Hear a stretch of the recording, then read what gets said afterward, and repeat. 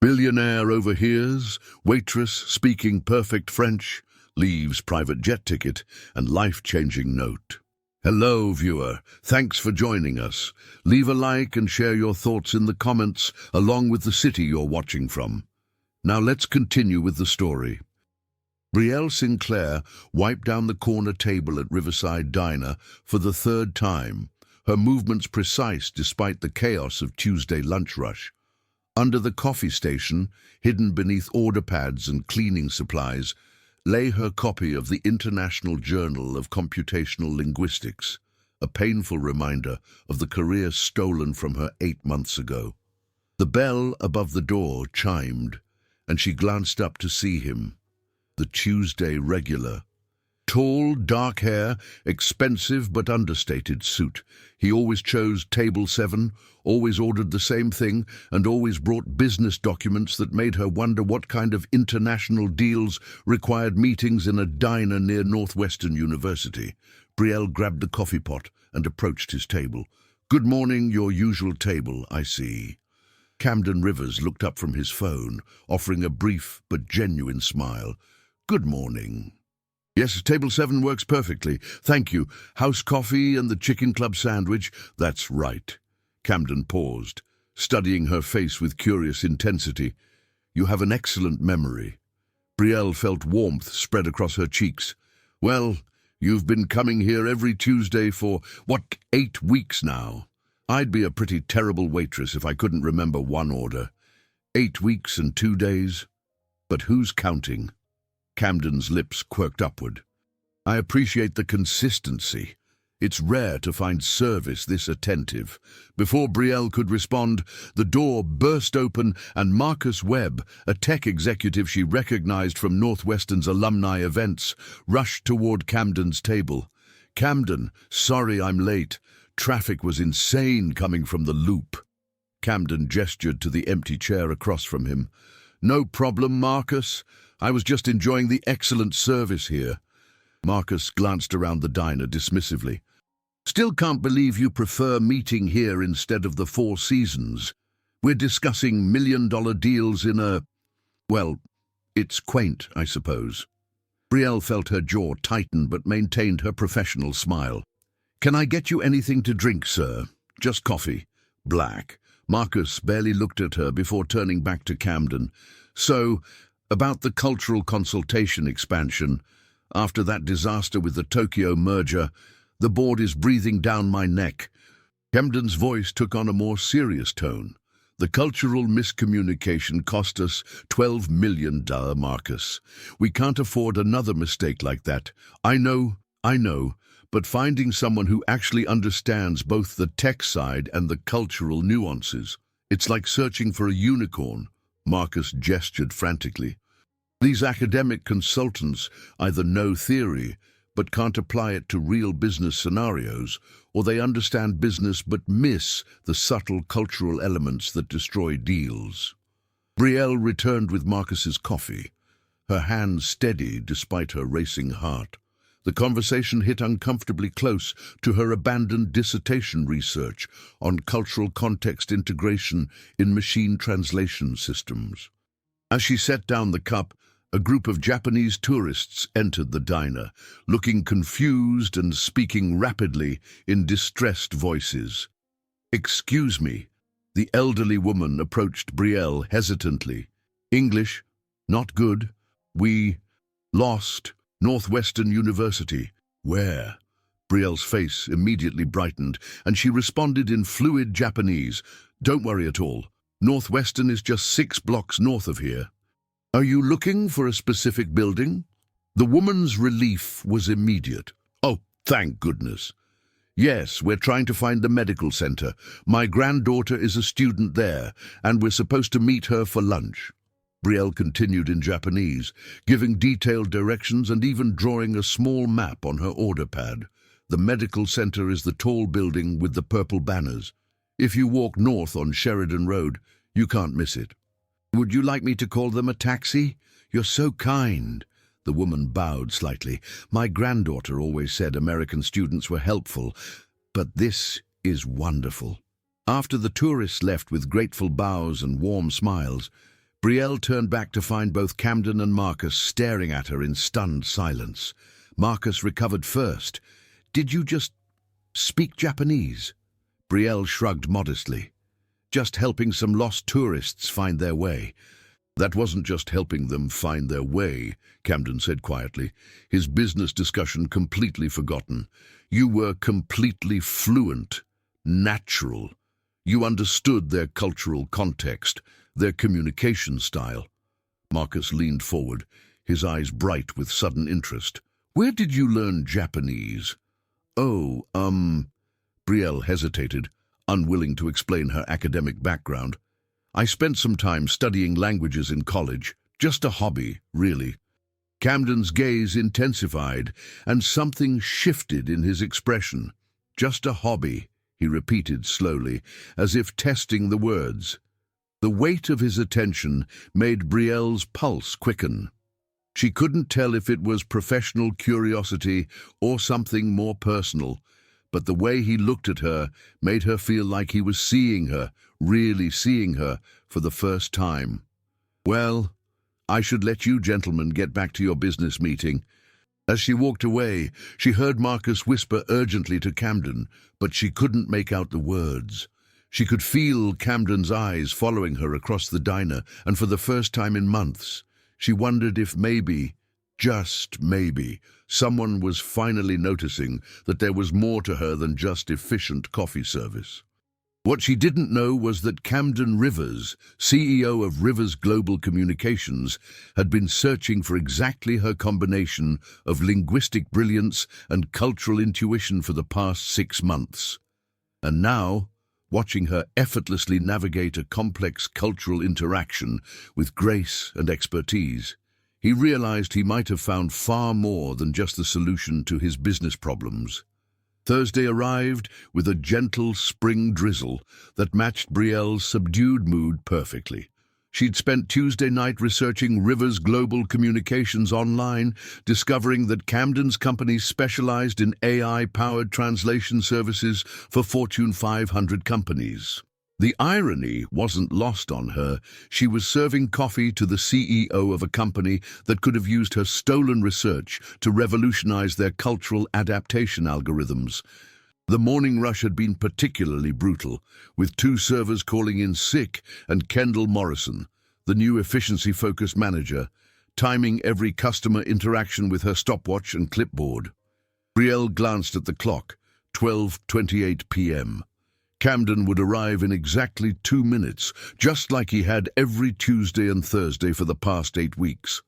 The bell chimed at precisely 12:30, and Camden entered, but this time he was alone. His usual confident stride seemed more purposeful today, and when his eyes found hers across the diner, he offered a warmer smile than his typical polite nod. "Good afternoon." Brielle headed to table 7 with the coffee pot already in hand. Flying solo today. Marcus had another commitment. Camden settled into his chair, but instead of immediately reaching for his phone or documents, he maintained eye contact. "I was hoping we might have a chance to talk, actually." Brielle felt her heartbeat quicken. "Of course. What can I get you today?" "Same as usual. Actually," Camden paused thoughtfully, "I was wondering if you might recommend something. You seem to know this place well, and I'd value your opinion." The simple request caught her off guard. In 8 weeks, he'd never deviated from his chicken club routine. "Oh, well, the beef stew is exceptional today. Rosa, our cook, has this secret blend of spices that somehow makes it taste like comfort food from 5 different countries at once." Camden's eyebrows raised with genuine interest. 5 different countries, Brielle laughed, realizing how strange that sounded. "I know it sounds weird, but there's definitely some Mediterranean influence in the herbs, maybe a touch of Indian spice blending, and something that reminds me of traditional French cooking techniques." "You have a remarkably sophisticated palate," Camden observed. "Do you have culinary training as well?" "Well, no, but—" Brielle hesitated, then decided to be honest. "I've always been interested in how food reflects cultural identity.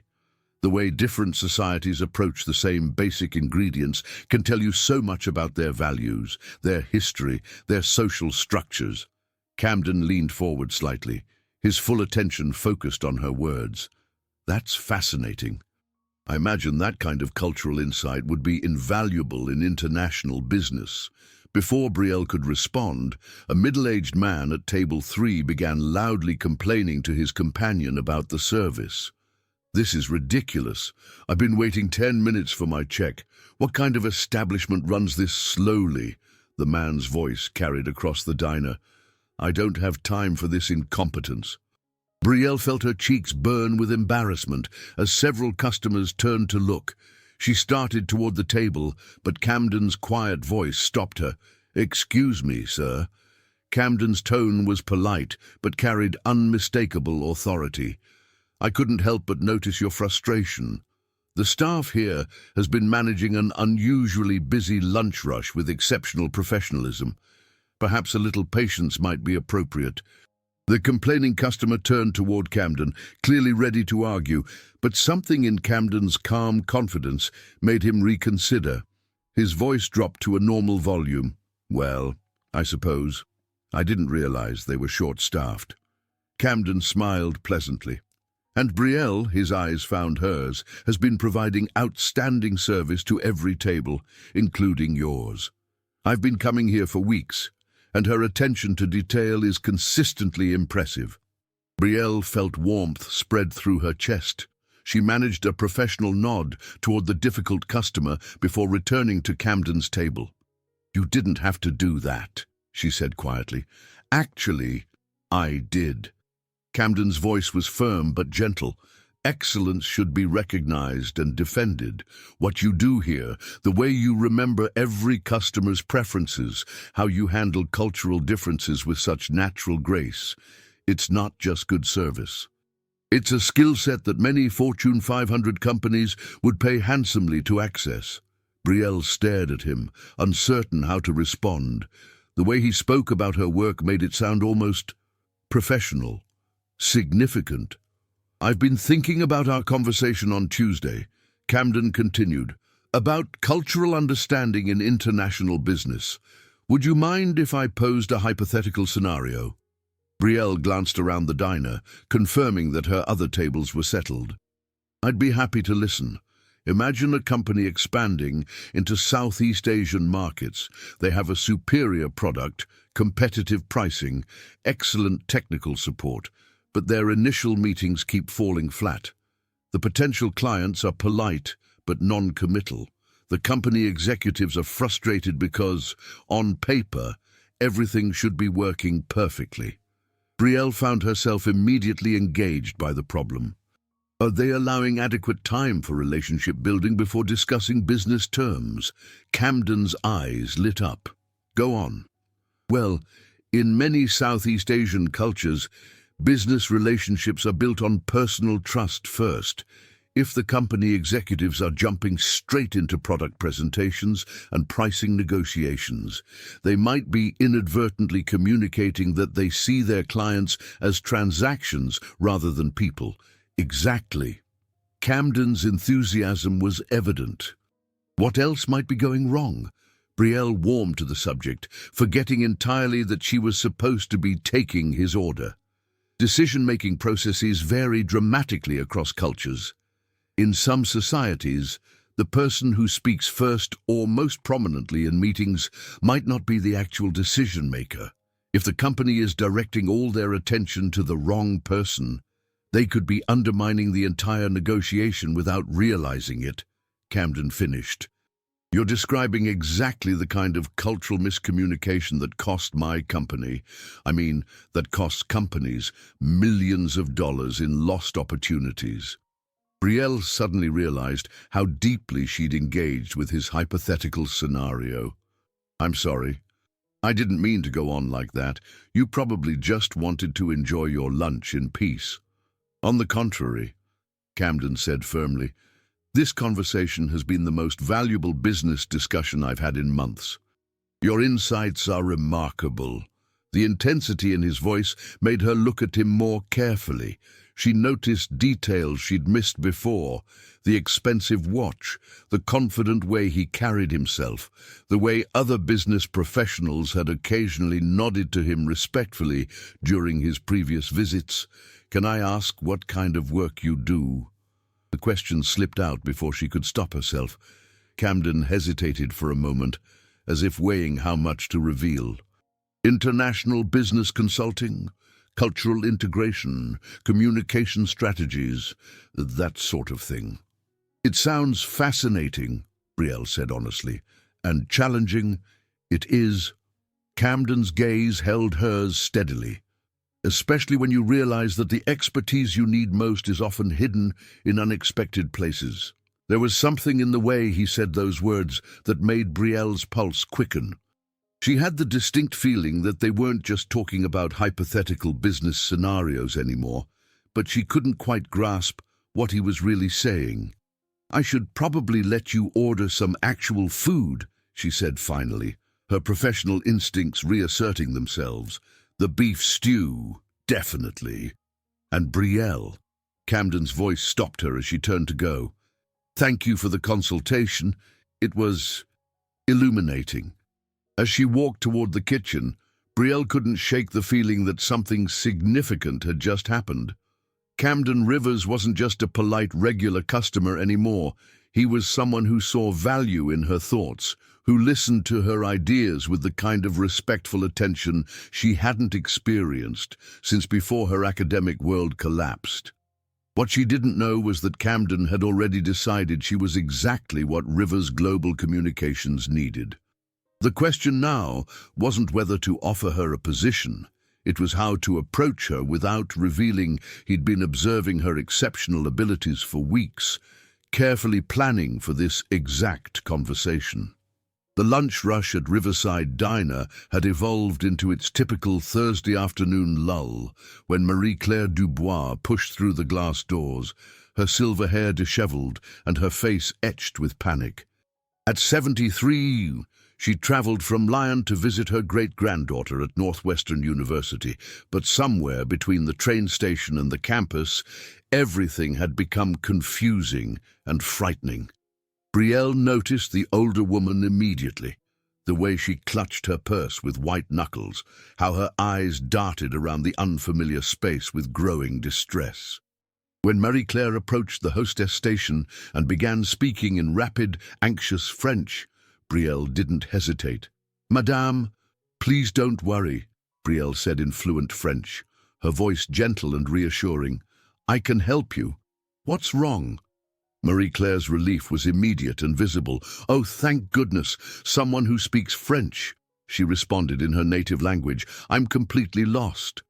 I was supposed to meet my great-granddaughter Sophie at the University Medical Center at 2 o'clock, but I can't find anything.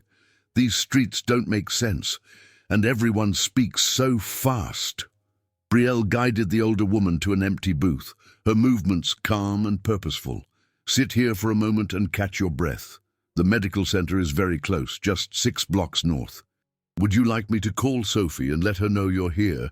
"You would do that?" Marie-Claire's eyes filled with gratitude. "I don't understand how these American phones work, and my English is so poor." "Your English is fine, but let's stick with French so you're comfortable." Brielle smiled warmly. "What's Sophie's number?" As Brielle dialed, she noticed Camden at table 7, his business documents forgotten as he watched the interaction with intense focus. She'd become so absorbed in helping Marie-Claire that she'd temporarily forgotten about her other customers. The call connected quickly. "Sophie, this is Brielle from Riverside Diner. Your great-grandmother is here with me, and she's perfectly safe." "Yes, she was looking for the medical center. No, she's not distressed anymore, just a little tired from walking around." Brielle switched back to French to speak with Marie-Claire. "Sophie is so relieved you're safe. She's going to meet us here in 15 minutes, and then you can walk to the medical center together." Marie-Claire reached across the table and patted Brielle's hand. "You are an angel. In Lyon, we say that kindness towards strangers is the measure of a person's true character. Actually, I spent a summer in Lyon during my graduate studies, Brielle replied in French. I worked on a UNESCO digital preservation project, documenting the oral histories of elderly residents in the Croix-Rousse district.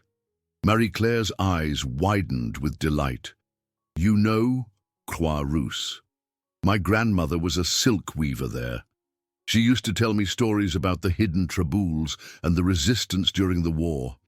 Brielle leaned forward, completely engaged. The traboules were fascinating from a linguistic perspective. Each passage had its own dialect variations, its own way of encoding information during dangerous times, language as both communication and protection. Exactly. Marie-Claire clasped her hands together. You understand, most young people today don't appreciate how language carries the soul of a place. When I listen to you speak French, I hear someone who respects not just the words, but the culture behind them. Their conversation continued in rapid, sophisticated French, as Marie-Claire shared stories about her family's connection to Lyon's textile history, while Brielle demonstrated her deep knowledge of French regional linguistics, cultural anthropology, and historical preservation methods. What neither woman realized was that Camden understood every word they were saying. Having lost his French-American mother at 14, Camden had fought to maintain his connection to his maternal heritage, despite his stepmother's dismissive attitude toward foreign languages. He'd continued studying French through college and used it regularly in international business. As he listened to Brielle's conversation with Marie-Claire, he found himself stunned by the depth and sophistication of her linguistic abilities. This wasn't just fluency. This was academic-level expertise in French cultural studies, anthropology, and linguistic preservation. Brielle was discussing UNESCO methodology, regional dialect variations, and historical linguistic evolution with the natural authority of someone who dedicated years to advanced study. When Sophie arrived, a petite young woman with concerned eyes and grateful smiles, the reunion was warm and touching. Marie-Claire introduced Brielle as a wonderful young scholar who knows Lyon better than some natives, and Sophie's French was effusive with thanks. After the three women left together, Brielle returned to Camden's table, her cheeks flushed with the pleasure of an engaging conversation conducted in her beloved French. "I'm so sorry for the delay," she said, switching back to English. "That poor woman was completely overwhelmed, and I just couldn't." "Please don't apologize," Camden interrupted gently. "What you just did was remarkable." Brielle shrugged modestly. "Just helped a confused tourist find her way." Camden shook his head slowly. "That wasn't just helping a tourist. You were conducting an advanced academic discussion about French regional linguistics and cultural preservation methodology. Your knowledge of Lyon's historical districts, UNESCO preservation protocols, the cultural significance of the silk weaving industry." He paused, studying her face carefully. "Brielle, where did you really study French?" Brielle felt her careful professional mask beginning to slip. I studied linguistics in graduate school. Computational linguistics, actually. Before you what? Before my life got complicated," she finished quietly. "Sometimes plans change, and you end up in places you never expected." Camden leaned forward, his voice gentle but persistent. Computational linguistics is an incredibly specialized field. There are maybe a dozen PhD programs in the country that focus on cultural context integration. Brielle's eyes widened slightly at his unexpectedly sophisticated understanding of her field. "You know about computational linguistics.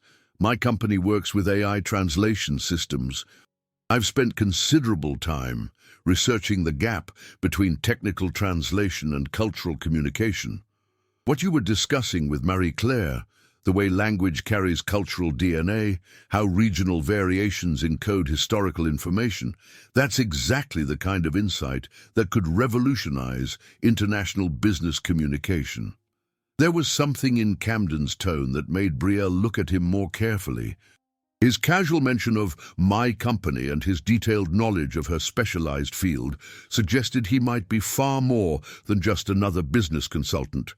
I should probably get back to work, she said, suddenly feeling exposed and uncertain. Of course, Camden's smile was understanding, but Belle, thank you for letting me witness that conversation. It was educational. As she walked away, Belle felt Camden's eyes following her across the diner once again.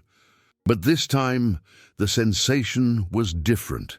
This time, she had the distinct feeling that he was seeing straight through her carefully constructed facade to the ambitious scholar hiding underneath. What she couldn't know was that Camden Rivers, CEO of Rivers Global Communications, had just realized that the waitress he'd been observing for 8 weeks wasn't just multilingual. She was exactly the kind of advanced cultural linguistics expert his company had been trying to hire for 6 months. And suddenly, his twice-weekly visits to Riverside Diner made perfect sense. The Northwestern University campus buzzed with late-afternoon energy as Camden Rivers sat in his Tesla Model S, parked across from the Linguistics department building. His phone showed 3 missed calls from Marcus Webb and 2 urgent emails from his head of international development but for the first time in months, business wasn't his primary focus. 24 hours had passed since he'd witnessed Belle's remarkable conversation with Marie-Claire Dubois, and he couldn't stop thinking about the implications. His instincts about her exceptional abilities had been proven dramatically correct. But now he faced a more complex challenge: how to approach someone who was clearly overqualified for her current position without seeming presumptuous or manipulative. Camden dialed a familiar number. "Sarah, it's Camden Rivers. I need you to conduct a comprehensive background research project, standard executive-level due diligence, but I want it done ethically and professionally."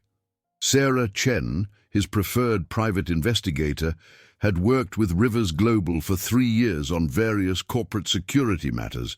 Of course, Mr. Rivers. What's the subject's name? Bel Sinclair.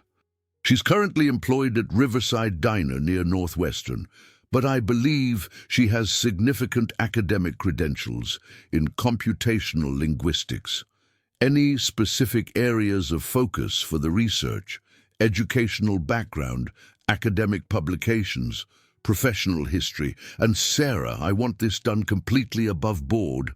Nothing invasive, nothing that couldn't be discovered through legitimate professional channels. This isn't about finding dirt. It's about understanding someone's qualifications. Understood. I'll have preliminary findings within 48 hours. Camden ended the call and drove toward Rivers Global's downtown Chicago headquarters, his mind racing with possibilities. If Belle truly had the expertise she'd demonstrated, she could be the key to his company's cultural consulting expansion. But more than that, watching her gentle competence with Marie-Claire had sparked something deeply personal that he wasn't quite ready to examine. 46 hours later, Sarah's findings arrived via encrypted email, and Camden felt his stomach sink as he read the first paragraph. Subject: Dr. Bel Sinclair, Academic Background Report. Mr. Rivers, the background research on Dr. Bel Sinclair reveals a complex situation involving academic fraud and institutional cover-up. Dr. Sinclair was a PhD candidate in computational linguistics at Northwestern University, specializing in cultural context integration for AI translation systems. Her dissertation research, titled Real-Time Cultural Adaptation Algorithms for Cross-Linguistic Communication, was nearing completion when significant academic misconduct occurred. Her advisor, Dr. Marcus Thornfield, published substantial portions of her research under his own name in the International Journal of Applied Linguistics, claiming breakthrough discoveries in cultural adaptation methodology. When Dr. Sinclair confronted him about the plagiarism, Dr. Thornfield alleged that she had stolen his work and manipulated research data. The university's internal investigation, conducted primarily by Dr. Thornfield's colleagues and professional allies, concluded that Dr. Sinclair's allegations were unfounded and motivated by academic jealousy. As a result, Dr. Sinclair's PhD program was suspended pending further investigation. Her teaching assistantship was terminated, and her academic reputation was effectively destroyed. Dr. Thornfield's stolen research has since been licensed by 3 major technology companies for a combined total of $3.7 million, while Dr. Sinclair has received no credit or compensation. Additionally, research indicates that Dr. Sinclair's family faced significant financial pressure during this period. Her father's landscaping business failed during the economic downturn, and her mother was diagnosed with early-onset dementia, requiring expensive specialized care. Dr. Sinclair appears to have taken the position at Riverside Diner to support her family while attempting to clear her name and restore her academic standing. Camden stared at the report, feeling anger build in his chest. The injustice was staggering. Not only had Belle's groundbreaking research been stolen, but she'd been systematically destroyed by the very institution that should have protected her intellectual property. He continued reading, and his anger intensified. Further investigation reveals that Dr. Thornfield's breakthrough research has been directly implemented by several of River's global communications competitors, suggesting that Dr. Sinclair's original work addresses exactly the cultural adaptation challenges your company has been attempting to solve. Camden leaned back in his executive chair, the full picture becoming clear. Belle wasn't just qualified for the Director of Cultural Intelligence position he'd been trying to fill. She was the originator of the research methodology that could revolutionize his entire industry. And she was currently serving coffee and enduring workplace harassment while her stolen work made millions for others. The phone buzzed with an incoming call from Marcus Webb. "Camden, we need to talk about the cultural consulting expansion. The board is getting impatient with our lack of progress." "And Marcus," Camden interrupted, his voice tight with controlled emotion. "What do you know about Dr. Marcus Thornfield at Northwestern University?" "Thornfield? He's that linguistics professor who published the breakthrough research on cultural adaptation algorithms. Why? Are you thinking of consulting with him?" Camden's grip tightened on the phone. "Not exactly. I need you to schedule an emergency meeting with our legal team. We may have found our solution to the cultural consulting problem, but it's going to require some very careful navigation." "That sounds promising. Who did you find?"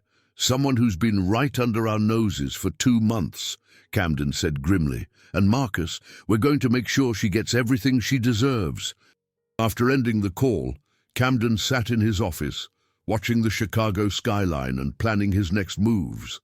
Approaching Belle directly about a job offer could seem suspicious or manipulative, especially given the power dynamics involved. But watching her serve coffee while her stolen research generated millions for other companies was unbearable. He needed a strategy that would restore her professional standing, compensate her for her stolen work, and offer her the career she deserved, all while respecting her autonomy and avoiding any appearance of coercion. Most challenging of all, he needed to do this without revealing that somewhere between her first polite greeting 8 weeks ago and yesterday's witnessing of her extraordinary competence, his professional interest had become deeply personal. Camden Rivers had built a multi-million-dollar company by solving complex international problems. Now he faced the most important challenge of his career, finding a way to restore justice for the remarkable woman who had unknowingly captured both his professional admiration and his heart. Monday morning arrived at Riverside Diner with an unwelcome surprise that would change everything for Bel Sinclair. As she tied her apron and prepared for another week of serving coffee and dodging difficult customers, she couldn't have imagined that the woman standing near the coffee station with a clipboard and stopwatch would systematically dismantle the small sense of professional dignity she'd managed to preserve. Kendall Morrison had been promoted to assistant manager 3 weeks ago, bringing with her a corporate efficiency philosophy that viewed every human interaction as a potential profit drain. Her thin frame and sharp features seemed designed for finding fault, and her pale blue eyes swept the diner with the calculating precision of someone determined to eliminate anything that couldn't be measured, timed, and optimized. "Brielle, you took 4 minutes and 37 seconds with table 12, Kendall announced without preamble, her voice carrying the cold authority of someone who'd discovered power and intended to wield it mercilessly. "The efficiency standard for order taking and initial service is 3 minutes maximum." "Good morning to you, too, Kendall," Brielle replied, keeping her voice professionally neutral, despite the knot of dread forming in her stomach. Table 12 had questions about the gluten-free options, and Mrs. Henderson always needs extra time to decide. She's been coming here for 2 years, and questions should be answered efficiently, not turned into extended social conversations, Kendall interrupted, making another notation on her clipboard with obvious satisfaction. "I've been observing your interactions for the past week, and there's a concerning pattern of excessive customer engagement that directly impacts our table turnover rates." Rosa Martinez, the veteran cook who'd worked at Riverside Diner for 8 years, caught Brielle's eye from the kitchen window and shook her head sympathetically. The entire staff had been walking on eggshells since Kendall's promotion, but everyone recognized that Brielle seemed to be receiving special scrutiny that went beyond normal management oversight. "I believe in providing quality service," Brielle said carefully, choosing her words with the precision of someone who understood she was being recorded and evaluated. "Our regular customers appreciate personal attention, and it builds the kind of loyalty that brings them back week after week. That has to be valuable for long-term business success." Kendall's smile was as cold as her stopwatch was precise. "Riverside Diner is not a social club, Bel Sinclair. We're a business establishment focused on efficient food service delivery within optimal time parameters. Your role is to take orders accurately, deliver food promptly, process payments correctly, and move to the next table. Anything beyond those basic functions is wasteful and counterproductive to our operational goals." The bell above the door chimed with its familiar cheerful sound, and Brielle felt a wave of relief wash over her as Camden Rivers entered at precisely 12:30, just as he had every Tuesday for the past 2 months. His presence had become a source of stability in her increasingly chaotic work environment, and today she needed that reassurance more than ever. Camden's appearance was perfectly consistent: expensive but understated charcoal suit, confident stride that suggested someone accustomed to being taken seriously, and those observant dark eyes that seemed to notice details other customers missed entirely.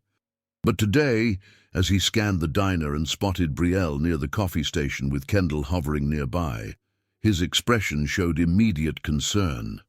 "Good morning, Camden," Brielle said as she approached table 7. Her smile genuine, despite the tension radiating from Kendall's continued observation. "Your usual spot is ready and waiting." "Good morning, Brielle," Camden replied, his warm tone providing a stark contrast to Kendall's cold efficiency lecture. "How are you today? You seem a bit stressed." Before Brielle could answer honestly, Kendall appeared at her shoulder with the stopwatch prominently displayed like a weapon of bureaucratic intimidation. "Excuse me, sir." Kendall's voice carried the artificial politeness of someone performing customer service rather than genuinely caring about customer satisfaction. "I'm Kendall Morrison, assistant manager. I need to time this interaction for quality assurance purposes as part of our new efficiency optimization program." Camden's eyebrows rose slightly, and his voice took on a cooler, more authoritative tone that suggested he was far more accustomed to giving orders than receiving them. Quality assurance. That's interesting. And what exactly are you measuring? We're implementing comprehensive efficiency protocols designed to maximize table turnover and optimize customer service delivery times, Kendall explained, her bureaucratic smile unwavering even as she sensed subtle resistance. Maximum 3 minutes per initial table service interaction, strictly focused on essential functions only. I see, Camden said slowly, his gaze shifting between Kendall's stopwatch and Brielle's obviously uncomfortable expression. And how long have these efficiency protocols been in place? 3 weeks now, and the results have been quite illuminating, Kendall replied with obvious pride. We've identified several areas where excessive customer interaction was creating bottlenecks in our service delivery system. Brielle felt heat rising in her cheeks as she realized she was being discussed as if she weren't standing right there. Reduced to a service delivery bottleneck rather than a human being trying to do her job with dignity and care. Well, Camden said thoughtfully, I should mention that I've been a customer here for over 2 months, and Brielle's service has been consistently exceptional. Her attention to detail, her memory for customer preferences, and her personalized approach are exactly why I continue to choose this establishment over dozens of other options in the area. Kendall's smile faltered slightly, clearly not expecting pushback from a customer who appeared both articulate and influential. Well, customer feedback is always appreciated, but our operational data shows that extended interactions reduce overall table turnover and impact profitability metrics significantly. Camden leaned back in his chair, and suddenly his business executive presence became very apparent. The way he held himself, the confidence in his voice, the subtle authority that suggested someone accustomed to analyzing business operations at the highest levels. That's an interesting perspective, he said with polite skepticism. In my experience with customer service analysis across multiple industries, establishments that prioritize short-term efficiency metrics over relationship building typically see decreased customer retention rates and reduced lifetime customer value. What's your background in hospitality management research? The question caught Kendall completely off guard, and Brielle watched with fascination as her tormentor struggled to maintain composure under unexpected professional scrutiny. I have extensive experience in operational efficiency across multiple retail and service industries, Kendall replied, her voice losing some of its earlier confidence. But specifically in hospitality research, Camden's tone remained polite but pointed, and Brielle realized she was witnessing someone with genuine business expertise calmly dismantling Kendall's efficiency arguments. Because customer loyalty research consistently demonstrates that personalized service significantly increases repeat business rates, customer satisfaction scores, and long-term revenue generation. Have you conducted any analysis of those metrics since implementing your new protocols? Kendall's bureaucratic armor was beginning to show cracks.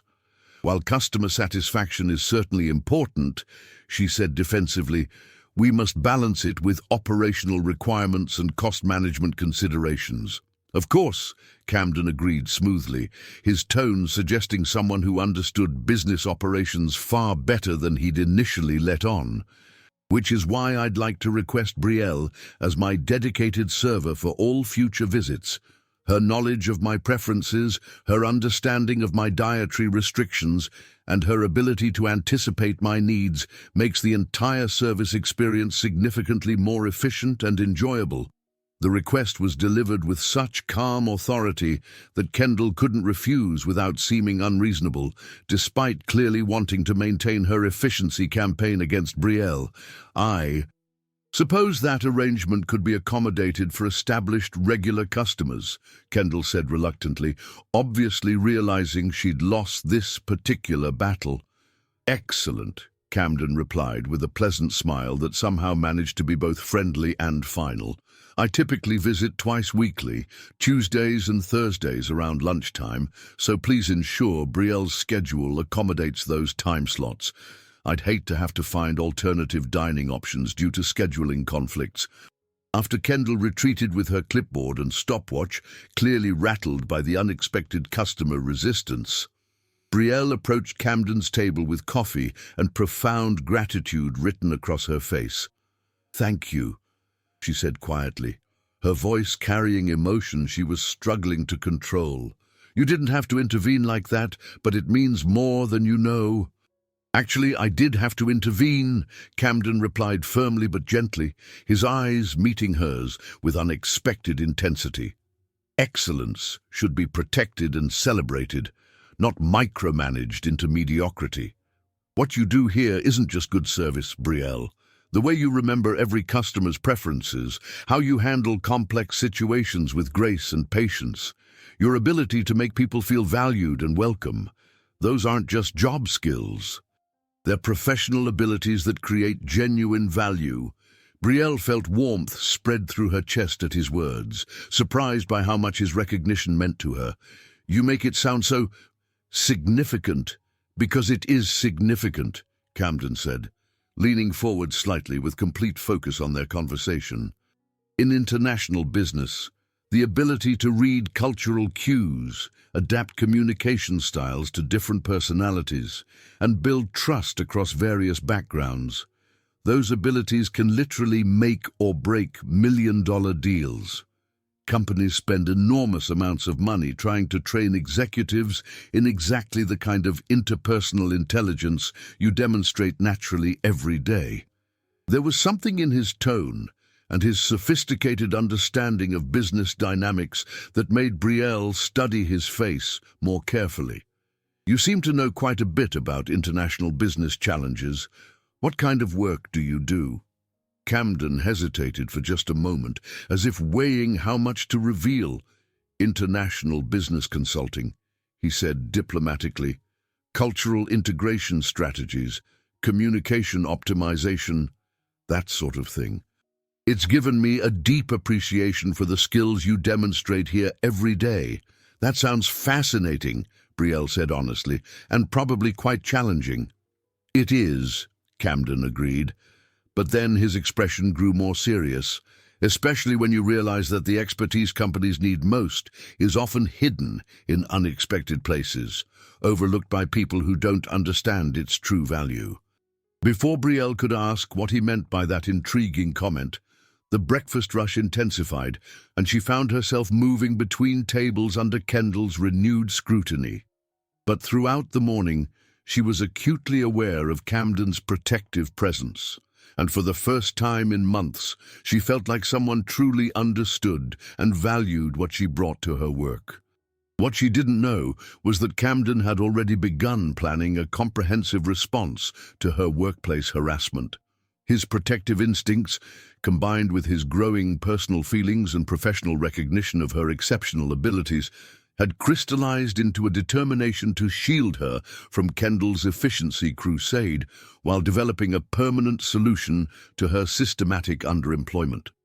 The morning's confrontation had revealed just how precarious Brielle's position really was, but it had also shown Camden exactly how far he was willing to go to protect the remarkable woman who had unknowingly captured both his professional admiration and his personal affection. As he left the diner that morning, Camden's mind was already working through multiple strategies. Kendall Morrison's harassment campaign had just made his decision much easier. It was time to take direct action to restore justice and opportunity, regardless of the personal and professional risks involved. Thursday evening's gentle spring rain created a cozy atmosphere inside Riverside Diner as the dinner crowd began to thin out around 8 o'clock. The soft patter against the windows and warm yellow light from the overhead fixtures should have been soothing, but Brielle found herself constantly glancing toward Kendall's office. Grateful that the assistant manager had left early for what she'd called a mandatory management conference downtown. The temporary absence meant the entire staff could breathe normally for the first time all week. No stopwatches, no efficiency measurements, no cold criticisms of every interaction that lasted longer than 3 minutes. Rosa had even started humming while she cooked, and the other servers moved with relaxed confidence instead of nervous tension. Near the back corner of the diner, a Spanish-speaking family had been sitting at table 15 for nearly an hour, their voices growing increasingly urgent and frustrated as they spread what appeared to be official documents across the entire surface. Belle recognized the telltale stress patterns of people trying to navigate complex bureaucracy in a second language. She'd witnessed it countless times during her UNESCO preservation work in Lyon, where refugee families from former French colonies struggled with incomprehensible administrative systems.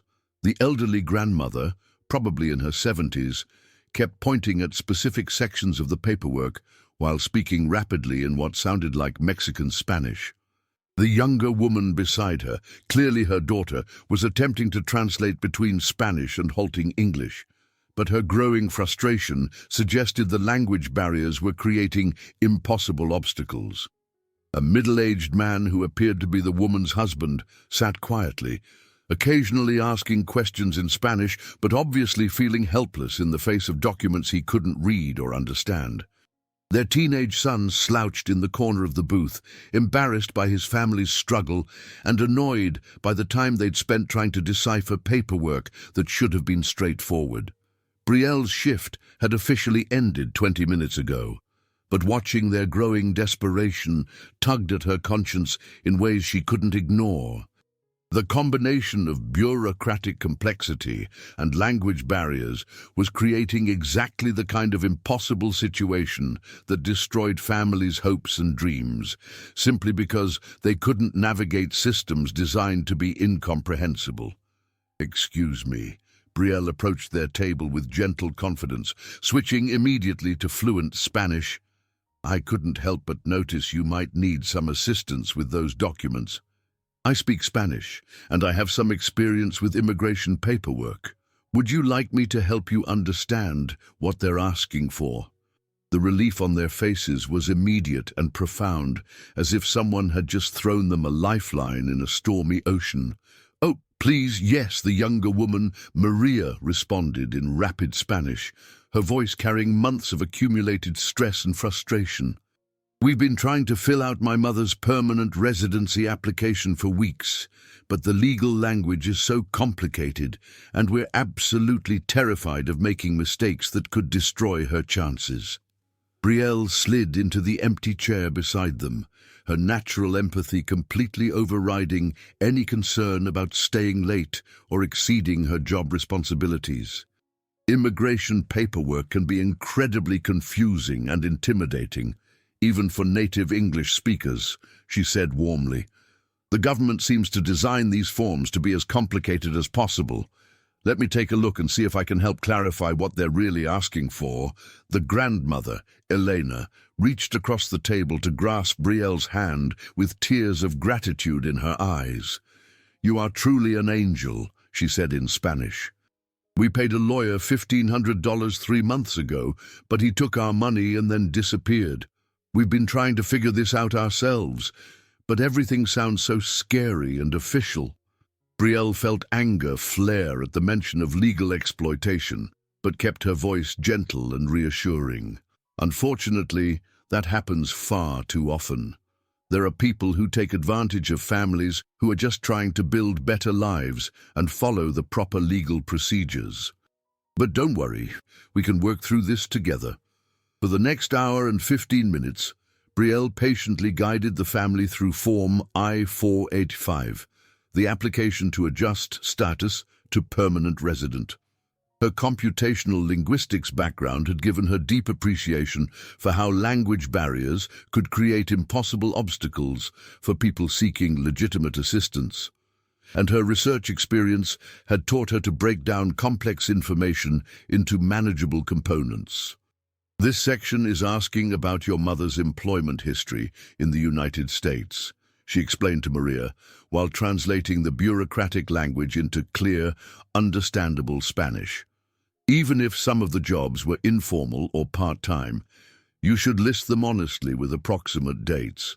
The immigration office actually values transparency and completeness over perfect documentation. Elena nodded eagerly. I cleaned houses for Mrs. Patterson and 3 other families for 2 years.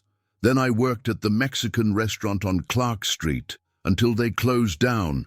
Should I include those jobs, even though I wasn't paid with official paychecks? Absolutely, Brielle confirmed. Informal employment is still employment, and showing a consistent work history demonstrates that you've been contributing to your community. Just be honest about the nature of the work and approximate timeframes. As they worked through each section methodically, Brielle found herself explaining not just the literal requirements, but the underlying logic of immigration law. She helped them understand that the government wanted to see evidence of Elena's integration into American society, her ties to the community, and her family's ability to support her financially. This question about public benefits is particularly important, Brielle told them, as they reached a section that had clearly confused them. They want to know if Elena has ever received government assistance like food stamps or Medicaid. It's not automatically disqualifying, but you need to explain the circumstances clearly. Maria's husband, Carlos, spoke up for the first time. She received emergency Medicaid when she had pneumonia last winter. We were scared that would hurt her application. Brielle shook her head reassuringly. Emergency medical care doesn't count against someone's application. In fact, seeking proper medical treatment shows responsible behavior and concern for public health. You should definitely include it with a brief explanation of the emergency circumstances. As they worked through the final sections of the complex form, Brielle heard the familiar chime of the front door. Camden Rivers entered the diner, pausing when he spotted her at table 15 with the Spanish-speaking family. Official immigration documents spread across the surface like pieces of a complicated puzzle. Instead of taking his usual seat at table 7, Camden approached their table with quiet curiosity and obvious concern for the late hour. "I'm sorry to interrupt," he said politely, his voice carrying genuine warmth. "I was just wondering if everything was all right." "I know the diner usually closes soon." Brielle looked up with a slightly embarrassed smile, suddenly aware that she'd been helping the family for over an hour without any regard for closing time or her own exhaustion. "Oh, Camden, hi," she said, switching back to English. "My shift actually ended a while ago, but I was just helping Maria and her family with some immigration paperwork. This is Camden. He's one of our regular customers and a genuinely wonderful person." Maria immediately stood and switched to her careful English, her gratitude obvious despite the language challenges. "She is helping us so much," she said, gesturing toward the completed forms. "We were so confused and scared, but she explains everything perfectly. So kind, so smart. We don't know what we would have done without her help." Camden's expression grew thoughtful as he observed the scene more carefully.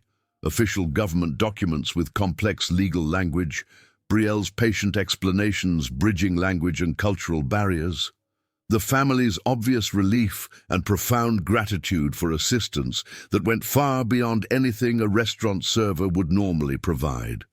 "Your knowledge of immigration procedures is quite impressive," he said quietly to Brielle, his business executive training recognizing expertise when he encountered it. "Well, I've had some experience with international documentation during my academic work," Brielle replied modestly, still reluctant to reveal too much about her abandoned PhD research. "When you work on cross-cultural projects, especially involving digital preservation of immigrant oral histories, you encounter many different bureaucratic systems and learn quickly how language barriers can prevent people from accessing services they desperately need. Cross-cultural academic projects." Camden settled into an empty chair at the adjacent table, his interest clearly piqued by this unexpected glimpse into her educational background. What kind of research involved immigration documentation and digital preservation? Belle hesitated, acutely aware that she was treading into territory that revealed far more about her qualifications than she typically shared with customers. I worked on some UNESCO preservation projects in France, she said carefully. Digital documentation of oral histories, primarily with elderly immigrants from former French colonies who were living in Lyon. You learn very quickly how bureaucratic systems can either support or completely destroy people's attempts to maintain legal status and cultural connections. That sounds absolutely fascinating and incredibly valuable work, Camden said with obvious sincerity. What made you transition away from that kind of research?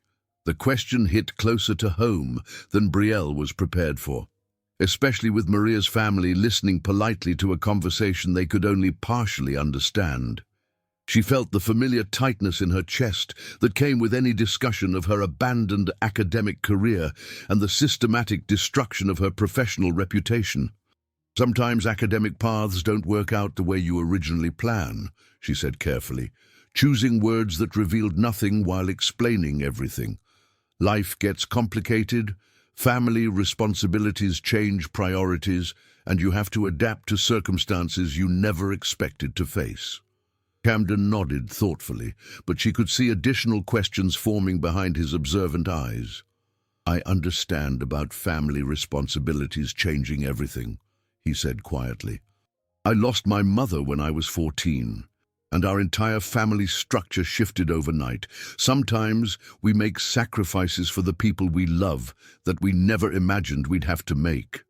The unexpected vulnerability in his voice made Belle look at him more closely, seeing past his polished exterior to something deeper and more personal than she'd previously recognized. You lost your mother at 14. That must have been devastating. Cancer, Camden replied, his voice steady but soft with old grief. She was French-American, and after she died, my father remarried someone who thought maintaining cultural connections was unnecessary. She believed that being truly American meant abandoning foreign languages and traditions. I spent years feeling disconnected from half of my heritage, like part of my identity had been erased along with my mother's influence. Belle felt her heart constrict with sympathy. That must have been incredibly isolating, especially during such a formative time in your life. Language and culture aren't just academic subjects. They're fundamental parts of identity, essential components of belonging and understanding who you are. Exactly, Camden said, his eyes meeting hers with unexpected intensity. Most people don't understand that connection.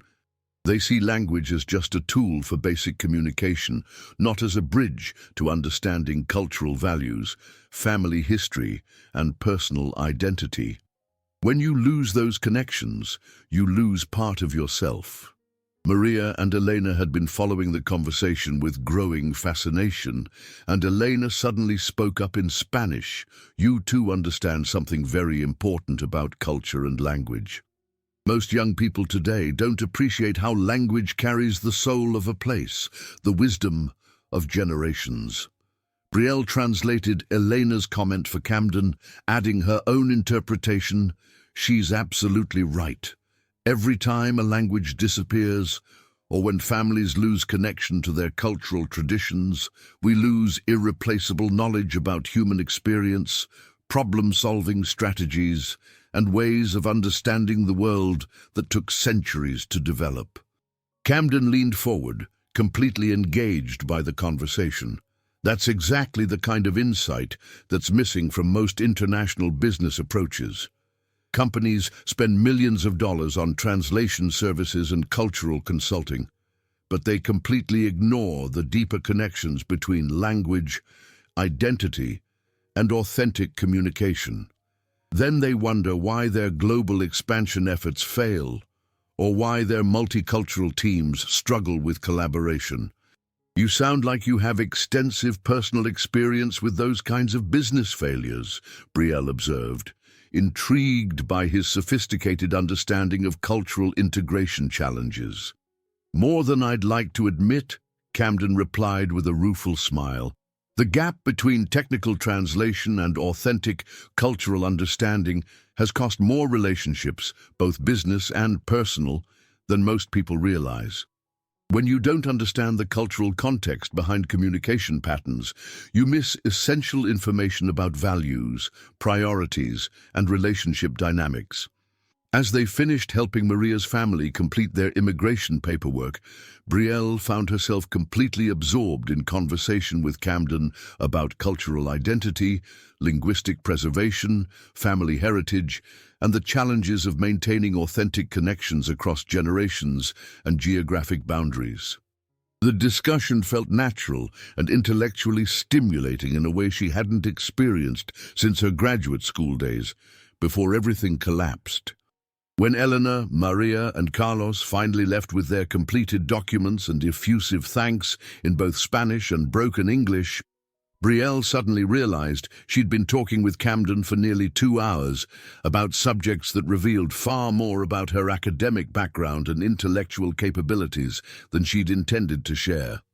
"I should probably head home," she said, starting to gather her things with sudden awareness of how late it had gotten.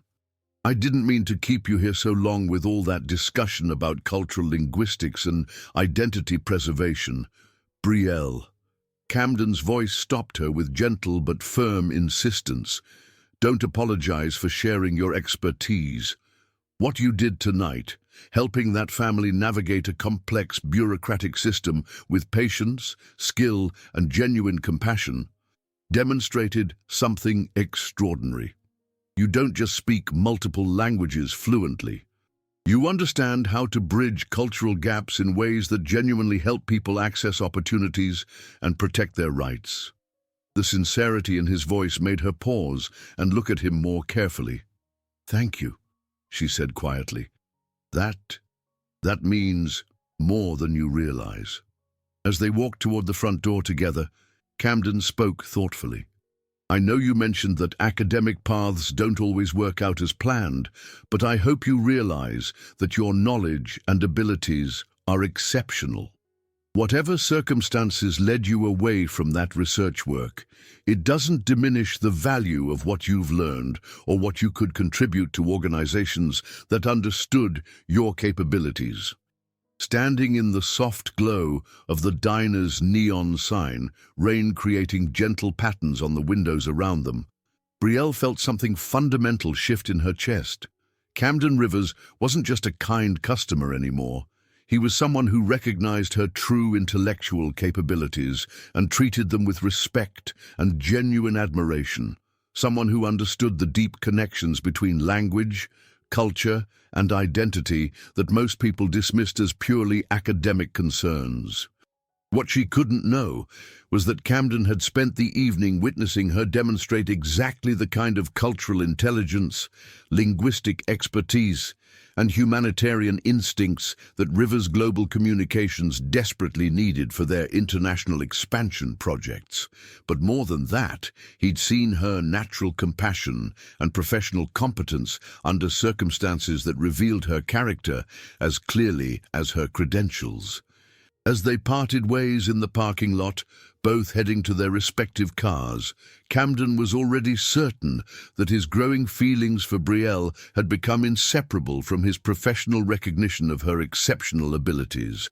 The question now wasn't whether to pursue both personal and professional possibilities. It was how to approach them ethically and honestly, without taking advantage of power dynamics or her current vulnerable employment situation. The evening had provided final confirmation that Dr. Bel Sinclair was exactly the person his company needed, and exactly the woman who had captured his heart. Now he just had to find a way to offer her both opportunities without compromising either possibility. The lunch crowd at Riverside Diner buzzed with its typical Tuesday energy when Dr.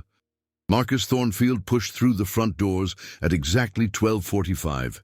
His expensive wool coat and unmistakable academic bearing immediately distinguishable from the usual mix of university students, local office workers, and neighborhood regulars. Behind him followed two colleagues from Northwestern's Linguistics department, their animated conversation about grant funding, publication deadlines, and academic conference presentations, creating an unmistakable bubble of intellectual privilege and professional self-importance. Belle felt her blood freeze in her veins as she recognized her former advisor's voice before she even saw his face.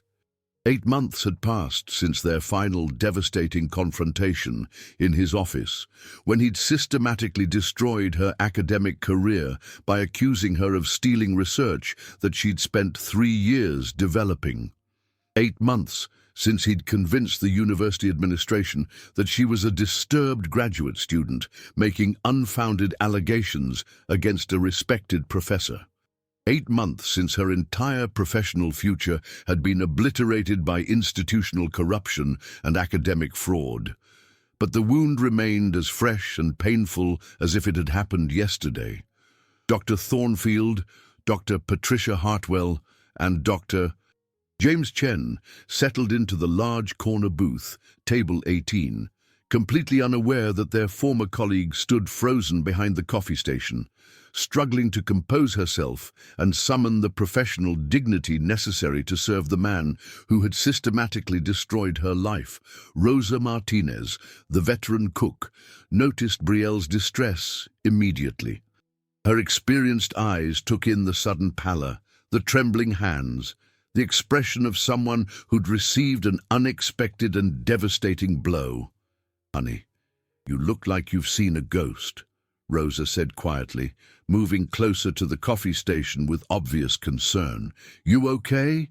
Do you need to take a break?" "I'm fine," Belle whispered, though her voice lacked conviction and her hands shook slightly as she reached for her order pad. "Just surprised to see some people from my old university department, people I wasn't expecting to encounter here." Camden Rivers observed the entire interaction from table 7 with sharp attention and growing concern. He'd arrived early for their now routine Tuesday conversation, looking forward to another opportunity to engage Belle in the kind of intellectually stimulating discussion that had become the highlight of his week. But Belle's sudden transformation from warm confidence to obvious distress hadn't escaped his notice, and when she approached the academic table with professional composure despite her visible tension, every protective instinct he'd developed over their weeks of interaction went on high alert.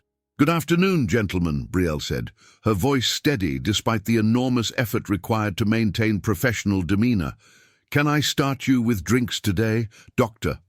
Thornfield glanced up with the dismissive indifference he showed toward all service workers, his pale blue eyes reflecting no recognition of the woman whose career he'd deliberately destroyed. "Coffee. Black. Make it strong. We have a department meeting in an hour, and I need to be sharp for budget discussions with the dean." "Of course," Belle replied with heroic composure. "The lunch specials today include Rosa's famous chicken enchiladas with her secret mole sauce, fresh Atlantic salmon with lemon herb butter, and our signature beef stew that's been simmering since this morning. Actually, just bring us 3 house salads and coffee for everyone, Doctor," Thornfield interrupted without bothering to look at her again, his attention already returning to his colleagues. "We're discussing important research matters and don't have time for extensive menu consultation.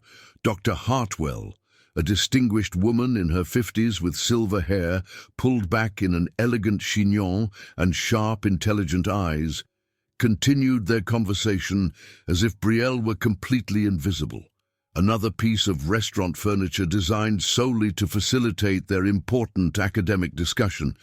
"Marcus, your latest publication on cultural adaptation algorithms is generating tremendous interest throughout the international academic community," she said with obvious admiration.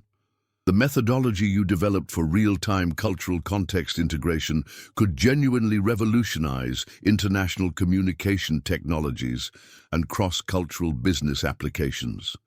Camden's attention sharpened immediately, his comprehensive research into Belle's background making him instantly recognize the subject matter. Cultural adaptation algorithms for cross-cultural communication were exactly the research focus that Sarah Chen had identified as Brielle's stolen dissertation work. The timing, the subject matter, and the academic context couldn't possibly be coincidental. Yes, well, Dr. Thornfield's voice carried obvious pride and satisfaction. Breakthrough research requires years of dedicated investigation and sophisticated theoretical development. The computational models I created for real-time cultural context integration represent the most significant advancement in applied linguistics in over a decade. Dr. Chen, a younger academic with thick glasses and the eager demeanor of someone desperate to align himself with successful research, nodded enthusiastically. The licensing deals you've secured with major technology companies are absolutely impressive. Marcus, $3.7 million in research licensing fees is practically unheard of in our field. Most of us are lucky to get our work cited, let alone commercialized. Brielle's professional composure wavered for just a moment as she set down Dr. Thornfield's coffee, and Camden saw her jaw tighten almost imperceptibly. She was listening to the man who'd stolen her life's work discuss the financial success he'd achieved by claiming credit for her intellectual contributions. The financial success is gratifying, of course, Dr. Thornfield continued with false modesty. But the real satisfaction comes from advancing human knowledge and solving problems that other researchers considered theoretically impossible.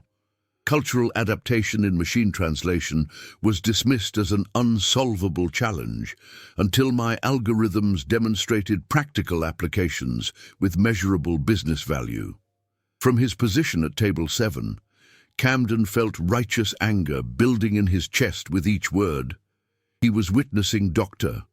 Thornfield take credit for research that, according to his comprehensive investigation, belonged entirely to Brielle.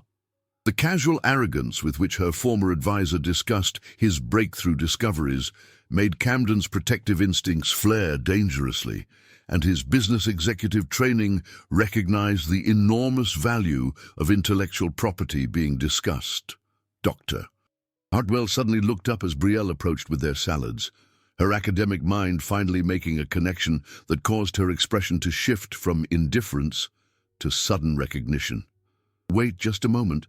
You look extremely familiar," she said, studying Brielle's face with growing curiosity. "Aren't you—" "Yes, I remember now. You're Bel Sinclair, aren't you? You were Marcus's graduate student before that unfortunate situation with the plagiarism allegations." Brielle's smile remained professionally courteous, but Camden could see the enormous strain around her eyes as she struggled to maintain composure under direct scrutiny from people who'd witnessed her academic destruction.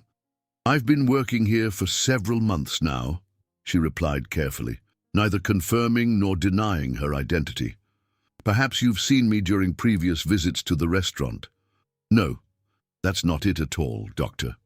Hartwell persisted, her academic instincts fully engaged by the puzzle of recognition. "You're definitely Bel Sinclair. I remember the entire department scandal quite clearly. The allegations, the investigation, the unfortunate conclusion." Dr. Chen suddenly joined the conversation with obvious fascination and the kind of academic gossip hunger that made controversial situations into entertainment. "Of course!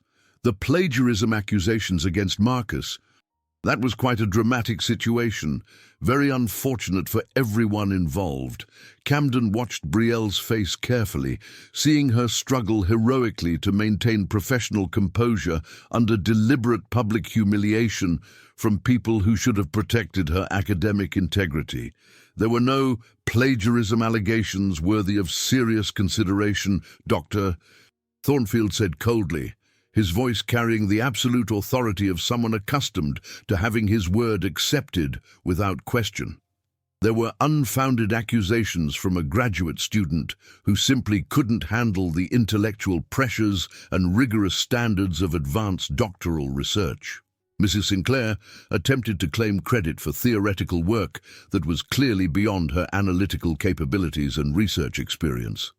Brielle set down the remaining salads with hands that trembled only slightly, but Camden caught the movement and felt his protective anger intensify dramatically. Some graduate students simply aren't equipped for the intellectual rigor and emotional resilience required at the PhD level, Dr. Thornfield continued, his tone deliberately condescending and designed to humiliate. It's unfortunate when personal limitations and academic insecurities lead to desperate attempts to appropriate others' work. But it's a cautionary tale about the importance of proper academic supervision and realistic expectations. Camden had heard enough. The combination of academic arrogance, deliberate cruelty, and systematic injustice was more than he could tolerate. He stood from table 7 and approached the academic table with measured steps, his business executive presence immediately commanding attention and subtly altering the power dynamics of the conversation. "Excuse me, gentlemen," Camden said, his voice carrying polite authority that somehow managed to be both respectful and unmistakably commanding.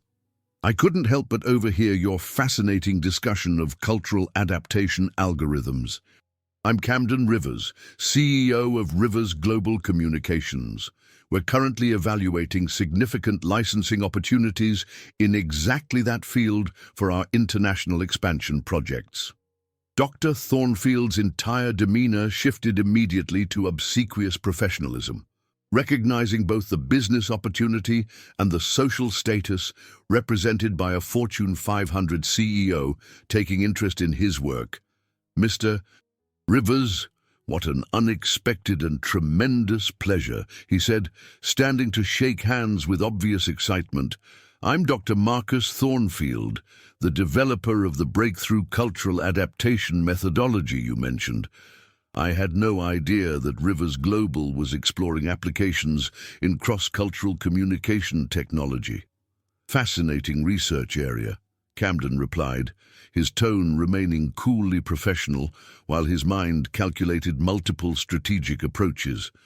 "I've been conducting extensive research into the academic origins and development history of cultural adaptation algorithms, and I'm particularly interested in understanding the collaborative aspects of advanced research projects. Were there other significant contributors to the theoretical development process?" The question hung in the air with deliberate weight, and Brielle found herself holding her breath, while Dr. Thornfield's colleagues watched the interaction with growing interest. "Well, naturally, graduate students often assist with basic data collection tasks and preliminary research activities," Dr. Thornfield replied smoothly, his academic politician instincts allowing him to navigate potentially dangerous questions. "But the theoretical framework, the sophisticated algorithmic development, and the breakthrough insights that made commercialization possible, those require years of professional experience and intellectual maturity that only comes with extensive academic training." "I see," Camden nodded thoughtfully, his expression giving away nothing while his mind recorded every detail for future legal proceedings. "So the intellectual property rights and creative ownership are entirely your individual achievement, absolutely and unequivocally," Dr. Thornfield confirmed with complete confidence, unaware that he was potentially incriminating himself in front of witnesses. "Every patent application, every licensing agreement, every commercial contract reflects my sole authorship and complete ownership of the intellectual property." The university's investigation confirmed that conclusively. Camden's smile was pleasant, but his eyes remained calculating. "Well, that's certainly definitive. I genuinely appreciate your clarification, Dr. Thornfield. This information will be extremely useful for our legal team's comprehensive due diligence process when we evaluate potential licensing partnerships." After the academics finally left, discussing among themselves the potential business opportunities represented by Camden's interest, Brielle returned to table 7 with obvious emotional exhaustion and barely controlled distress. "Are you all right?" Camden asked gently, his voice carrying genuine concern and protective warmth. "I'm fine," Brielle replied automatically, though her voice lacked its usual strength and her professional mask was clearly slipping. Just. Encounters with former colleagues can be complicated and emotionally difficult. Camden studied her face carefully, recognizing signs of someone struggling with profound injustice and systematic betrayal. Brielle, what Dr. Thornfield said about plagiarism allegations and academic investigations. What really happened during your graduate studies? For a moment, Brielle's professional composure slipped entirely, revealing the deep pain, frustration, and sense of powerless fury she'd been carrying for 8 months since her academic world collapsed. "Nothing I can prove in any meaningful way," she said quietly, her voice carrying the exhaustion of someone who'd fought a battle against institutional power and lost everything. And nothing that matters anymore in practical terms. But Camden had seen and heard enough to know that everything Dr. Thornfield had claimed was not just false, but deliberately fraudulent. Watching Brielle endure systematic humiliation from the man who'd stolen her life's work, while he bragged about the millions he'd made from her intellectual contributions, had crystallized Camden's determination to restore justice, regardless of the personal and professional costs involved. The encounter had revealed the full scope of institutional betrayal and academic fraud, confirming everything his investigation had discovered while showing him the human cost of systematic injustice. Dr. Marcus Thornfield had just inadvertently provided a recorded confession of intellectual property theft, and Camden Rivers was prepared to use every resource at his disposal to ensure that the man faced appropriate consequences for his academic fraud. The protective fury he felt, watching Brielle's dignified suffering, had transformed his business interest into a personal mission for justice and restoration. Friday morning arrived with unseasonable warmth that should have lifted everyone's spirits at Riverside Diner, but instead the atmosphere felt charged with tension that had been building for weeks. Brielle found herself dreading another day under Kendall Morrison's increasingly hostile supervision, knowing that the assistant manager had been systematically documenting every interaction, timing every conversation, and creating what felt like an inevitable paper trail toward her termination. The morning rush had proceeded under Kendall's relentless scrutiny, her clipboard and stopwatch creating an atmosphere of constant evaluation that made both staff and customers uncomfortable. Rosa had taken to giving Kendall pointed looks from the kitchen, and even the most patient regular customers had begun commenting on the shift in the diner's welcoming atmosphere. At exactly 10:47 a.m., Mrs. Eleanor Patterson shuffled through the front door, moving more slowly than usual and looking significantly more confused and distressed than Brielle had ever seen her. At 83 years old, Mrs. Patterson had been visiting Riverside Diner every Friday morning for over 3 years, always ordering the same breakfast and always bringing a cheerful smile that brightened everyone's day.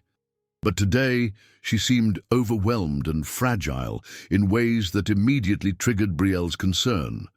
Mrs. Patterson approached the hostess station and stood there uncertainly, clutching her worn leather purse with white knuckles and looking around the familiar space as if she couldn't quite remember what she was supposed to do next. "Good morning, Mrs. Patterson," Brielle said warmly, immediately recognizing that something was significantly wrong. "Your usual table by the window is ready and waiting for you." "Oh, yes, dear Mrs. Patterson replied vaguely, her usually sharp blue eyes clouded with confusion.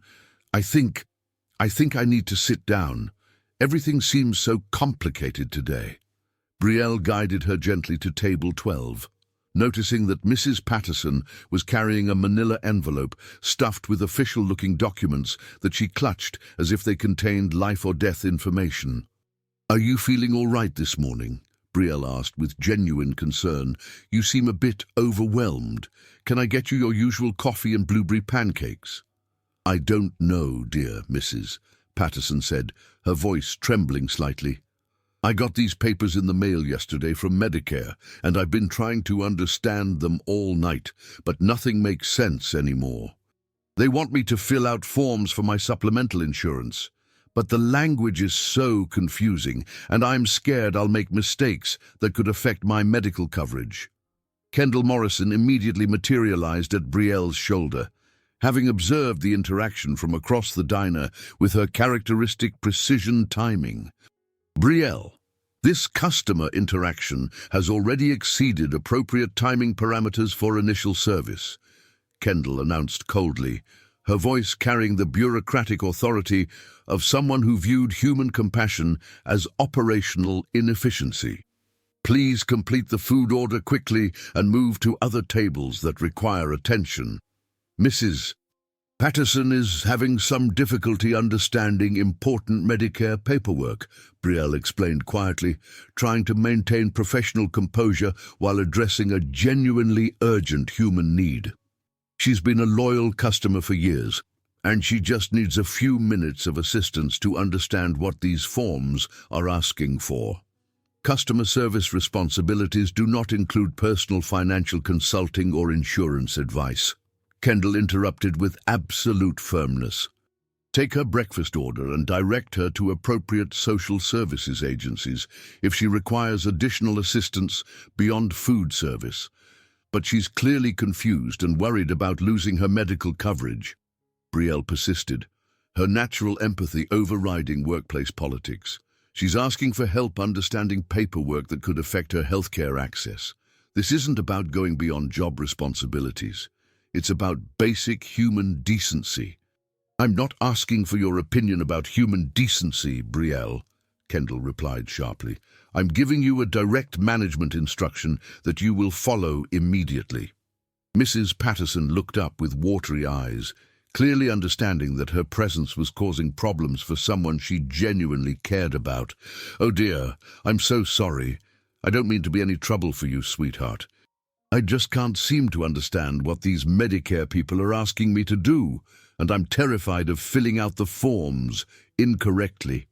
You're not trouble at all, Mrs. Patterson, Brielle said gently, making a conscious decision to prioritize human compassion over workplace efficiency protocols.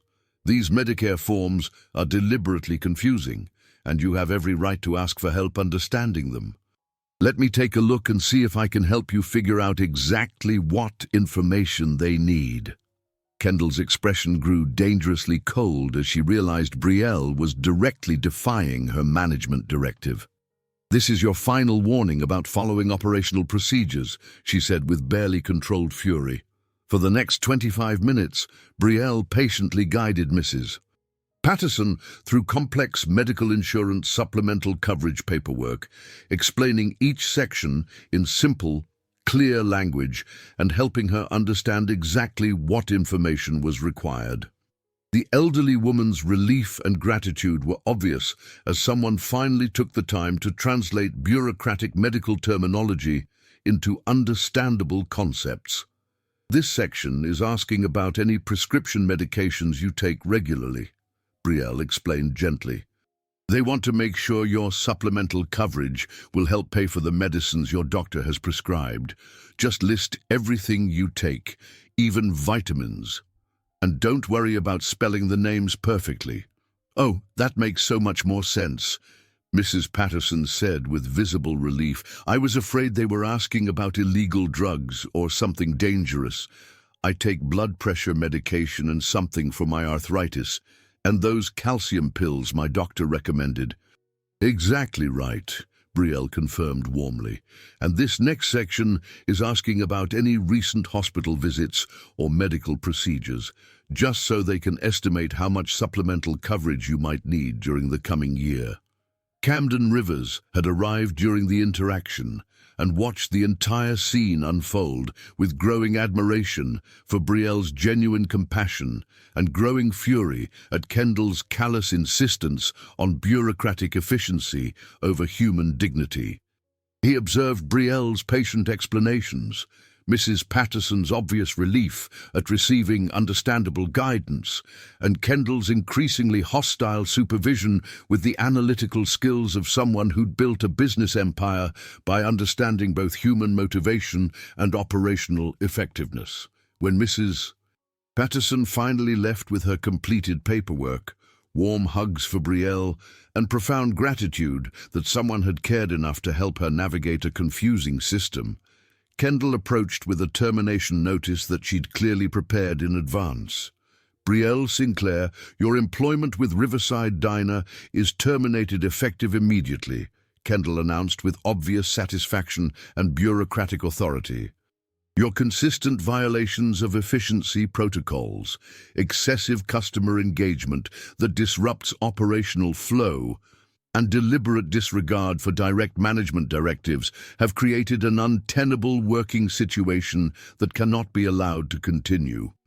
Belle stared at the termination notice, feeling her entire world shift beneath her feet as the financial reality of unemployment crashed over her like a cold wave. You're firing me for helping an elderly customer understand Medicare paperwork that could affect her medical coverage. I'm terminating your employment for repeated and documented violations of clearly established workplace efficiency policies, Kendall corrected coldly, her voice carrying the satisfaction of someone who'd finally achieved a long-sought goal. Your persistent inability to prioritize operational requirements over personal emotional responses has been thoroughly documented with specific dates, times, and witness observations.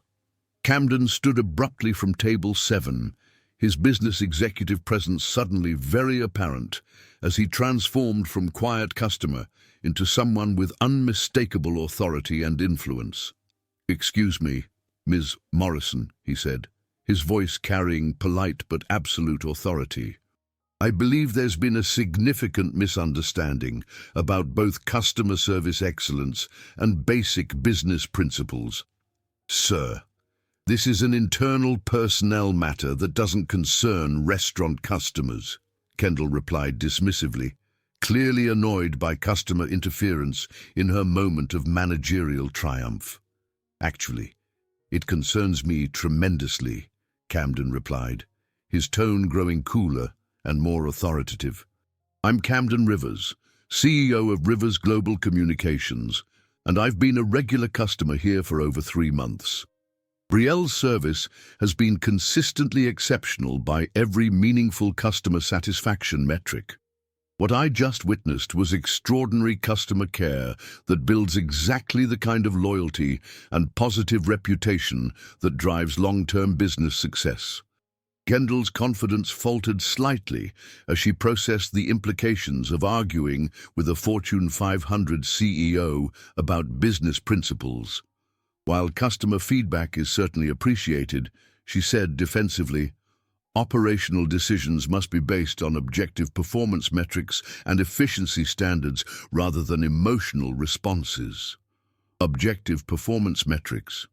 Camden's voice took on the edge of someone who'd spent years analyzing business operations at the highest levels. "You mean metrics like customer retention rates, satisfaction scores, repeat business generation, and positive word-of-mouth reputation building? Because by those actual business success measurements, Belle's performance has been outstanding and directly contributes to revenue generation. The termination decision has been made based on thoroughly documented policy violations and operational inefficiencies," Kendall insisted stubbornly, clearly unwilling to back down despite facing someone with superior business credentials. Camden pulled out his business card and handed it to Kendall with deliberate formality, ensuring that other staff members and remaining customers could witness the interaction. "I'll be contacting your corporate headquarters this afternoon to discuss this situation with senior management," he said with calm authority. Terminating employees for providing exceptional customer service represents a fundamental misunderstanding of hospitality business principles and suggests serious deficiencies in management training and operational philosophy. Kendall's face paled as she read the business card, suddenly realizing that corporate headquarters would definitely take seriously a formal complaint from a CEO of Camden's caliber and business reputation. However, Camden continued, his attention shifting to Belle with obvious warmth and respect. The damage to an exceptional employee has already been done through short-sighted management decisions. Belle, I'd like to speak with you privately when you're ready, if you're willing to have that conversation. Belle gathered her few personal belongings with quiet dignity, accepting sympathetic hugs and supportive words from Rosa and the other staff members who'd witnessed the unjust termination and understood exactly what kind of employee they were losing. Outside in the parking lot, Camden's protective anger was barely contained beneath his professional composure. What happened in there was completely unjustified by any reasonable business standard, he said firmly, his voice carrying both fury at the injustice and genuine concern for her well-being. You were terminated for demonstrating exactly the kind of compassion, competence, and customer focus that distinguishes truly excellent service from mere efficiency. Belle managed a weak smile, despite her obvious devastation and barely controlled panic about her financial situation. Thank you for trying to intervene and for standing up for me. But maybe Kendall was right about one thing. Maybe I really don't fit in traditional service environments where efficiency matters more than people. Belle, Camden said, his voice gentle but absolutely insistent. What happened today wasn't about your fit in any service environment. It was about someone in a management position who fundamentally doesn't understand the value of genuine human connection and customer relationship building. You weren't fired for poor performance. You were fired for being too good at creating the kind of customer loyalty that builds successful businesses. I appreciate that perspective. But the reality is that I need to find another job immediately, Belle replied, her voice carrying the stress of someone facing financial crisis. My mother's specialized care costs, my family's ongoing financial obligations. I literally cannot afford to be unemployed for any length of time. Camden felt his heart constrict at the vulnerability and fear in her voice. What she didn't know was that he'd already spent weeks researching her background, understanding her family's circumstances, and developing a comprehensive solution that would restore both her career prospects and her financial security permanently. Belle, he said carefully, his voice carrying both professional authority and personal warmth. I know this feels like a crisis right now, but sometimes unexpected endings create opportunities for completely new beginnings that turn out to be better than anything you could have planned. Would you be willing to have a serious conversation with me tomorrow about some professional possibilities I've been considering? Professional possibilities. Belle looked at him with cautious hope, mixed with understandable skepticism. What kind of possibilities? Opportunities that would actually utilize your genuine expertise and intellectual capabilities, Camden replied diplomatically. I believe your skills, knowledge, and professional abilities are being drastically underutilized in traditional service positions, and I might have some specific suggestions that could benefit both of us significantly. As they stood in the parking lot, with spring sunshine creating a stark contrast to the emotional devastation of the morning, Belle felt a strange mixture of complete despair and unexpected anticipation. Losing her job was an immediate financial disaster that threatened her family's stability, but Camden's offer of professional possibilities suggested that maybe, just maybe, someone finally recognized her true capabilities and might be willing to help her access opportunities that matched her qualifications. What she couldn't possibly know was that Camden Rivers had been planning this conversation for weeks, preparing a comprehensive offer that would restore her stolen research credit, provide substantial financial compensation for her intellectual property, and offer her exactly the kind of career she'd trained for and deserved all along. The unjust termination had simply accelerated his timeline for transforming her life in every positive way possible.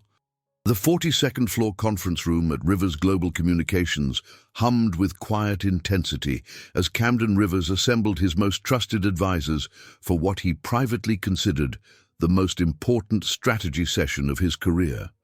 Floor-to-ceiling windows overlooked downtown Chicago's impressive skyline, but Camden's attention was focused entirely on the comprehensive documentation spread across the polished conference table and the team of experts he'd assembled to ensure perfect execution of his complex plan. Sarah Chen sat across from legal counsel Jennifer Walsh, both women reviewing thick folders of evidence with expressions of growing amazement and professional outrage.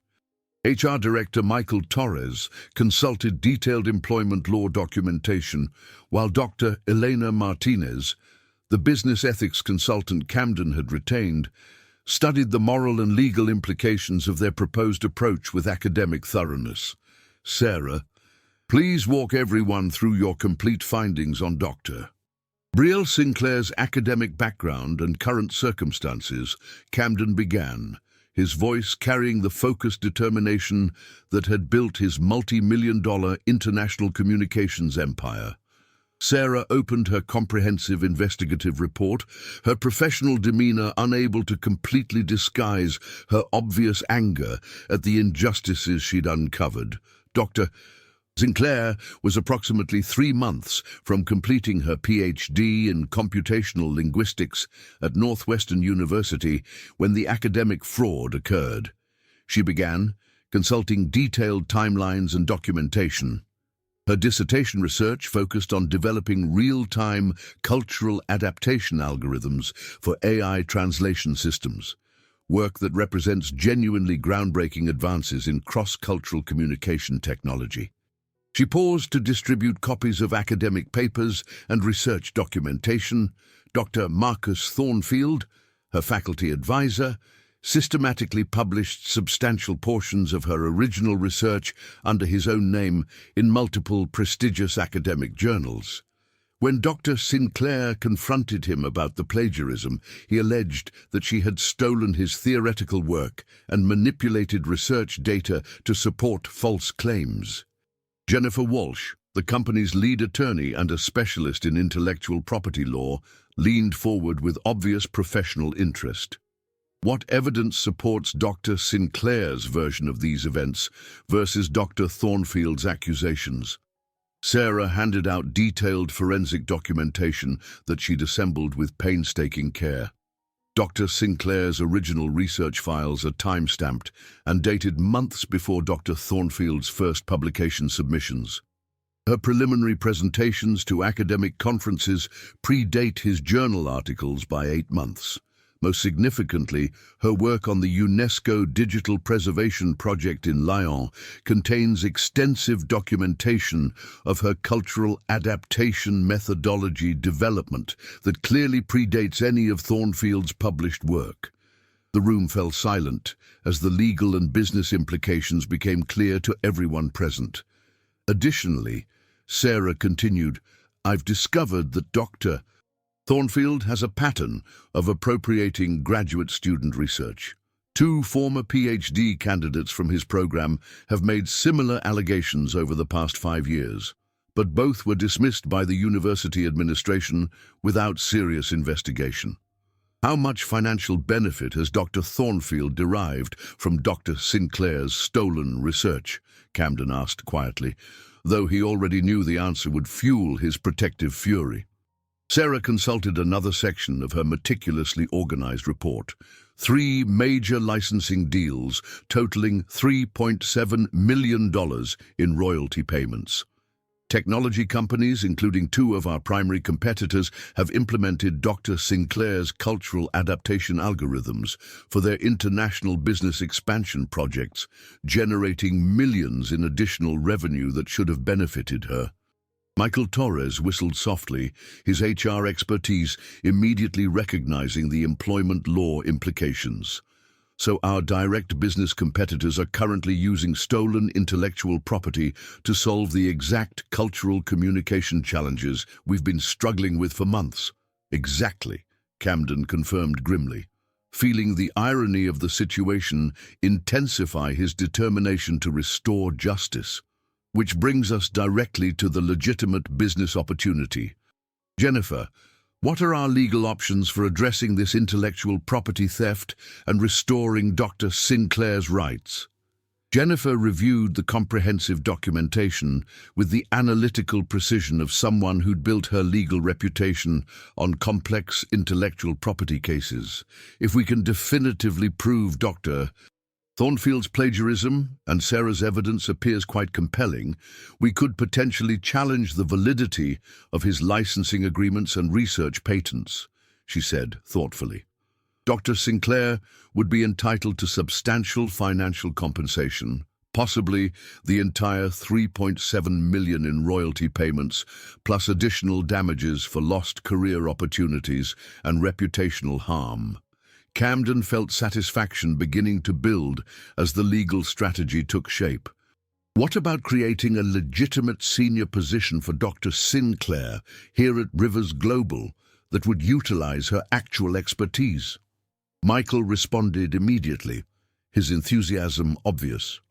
Based on her educational qualifications and specialized research experience, we could absolutely justify a Director of Cultural Intelligence position with executive-level compensation and benefits.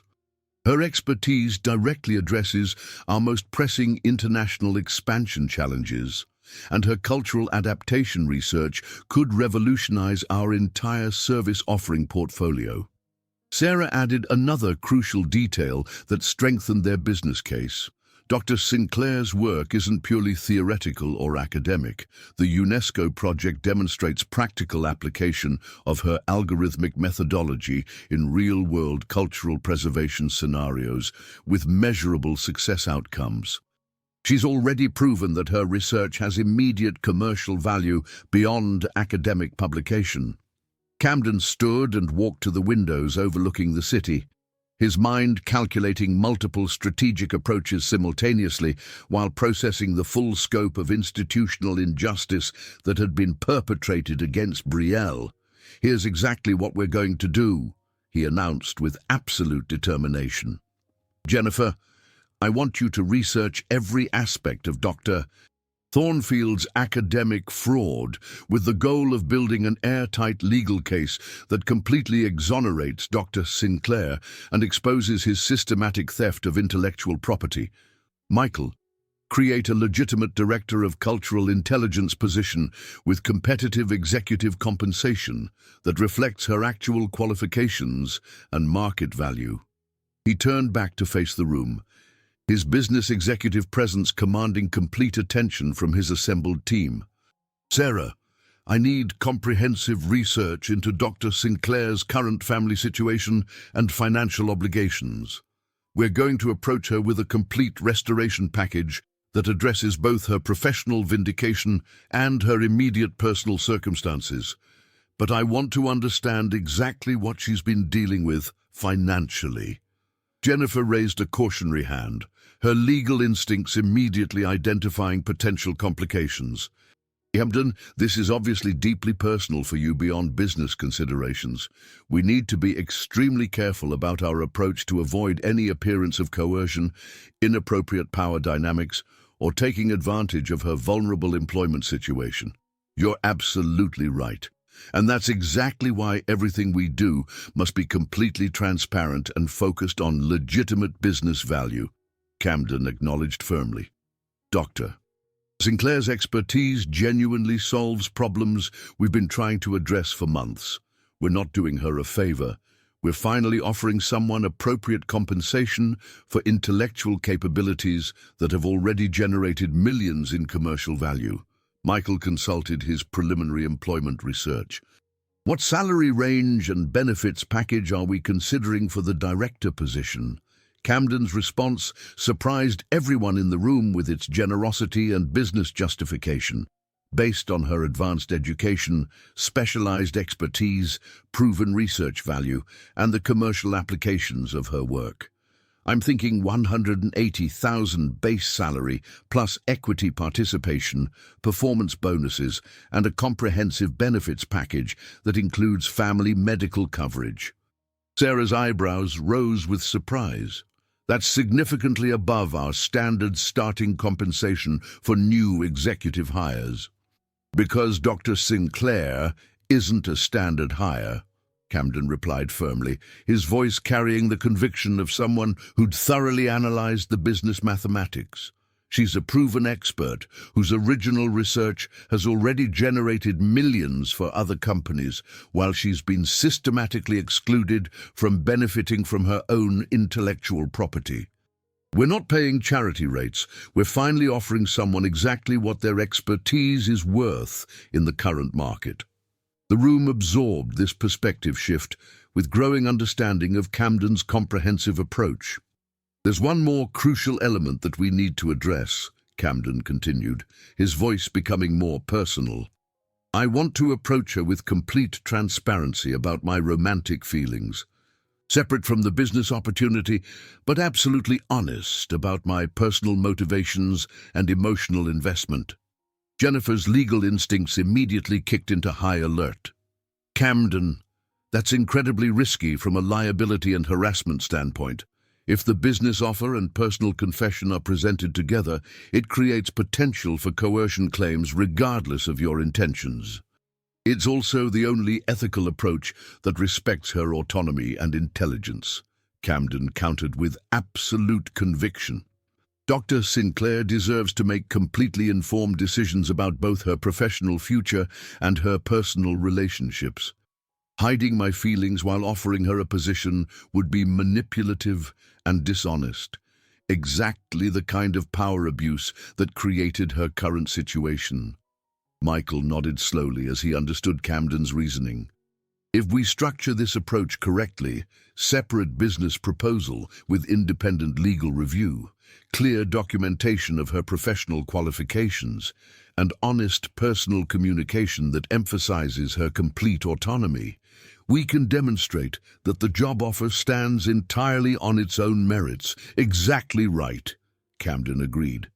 By tomorrow morning, I want a complete package ready that includes formal job offer with detailed responsibilities and compensation, academic vindication legal strategy, financial restoration plan for her stolen intellectual property, and a separate personal letter explaining my feelings while emphasizing that business acceptance doesn't require any personal reciprocation.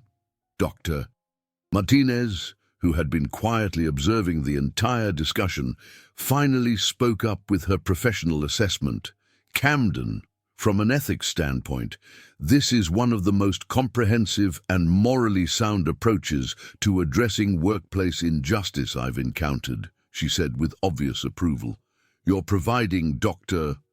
Sinclair with multiple pathways to restore her professional standing, financial independence, and career trajectory while maintaining complete transparency about your personal motivations. As the meeting concluded, Camden felt a mixture of anticipation, anxiety, and determined resolve. In less than 24 hours, he would either succeed in transforming Belle's life in every positive way possible, or he would risk losing both her professional respect and any possibility of personal relationship. But watching her endure academic betrayal, workplace harassment, financial stress, and systematic undervaluation had crystallized his understanding that Dr. Bel Sinclair deserved justice, opportunity, recognition, and honest romantic possibility, regardless of the personal and professional risks involved in providing them. The comprehensive investigation had revealed not just the scope of institutional injustice against her, but also the extraordinary commercial value of her expertise and the depth of his own feelings. Tomorrow would determine whether careful planning, ethical approach, and complete honesty could restore both her faith in professional recognition and her willingness to trust someone who genuinely saw her true worth. Saturday morning found Camden Rivers in his spacious home office overlooking Lake Michigan, surrounded by legal documents, employment contracts, academic vindication strategies, and multiple drafts of what would undoubtedly be the most important letter he'd ever attempted to write. The panoramic view of the lake usually calmed his mind during complex business decisions, but today, anxiety and anticipation made concentration nearly impossible as he prepared for a conversation that could change two lives forever. Dr. Elena Martinez sat across from his desk, reviewing the comprehensive package they'd assembled with the thoroughness of someone who'd spent her career analyzing the ethical implications of power dynamics in business relationships. Her expression showed growing approval as she examined each component of Camden's carefully structured approach. Camden. I have to say that this is one of the most thorough and ethically principled approaches I've encountered for addressing power imbalances in employment situations, Dr. Martinez said, setting down the employment contracts and legal documentation.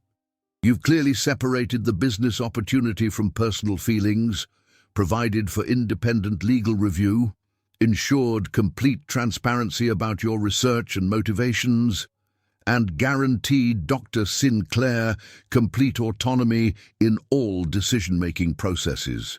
Camden felt some of the tension ease from his shoulders, though his fundamental anxiety about the conversation remained unchanged.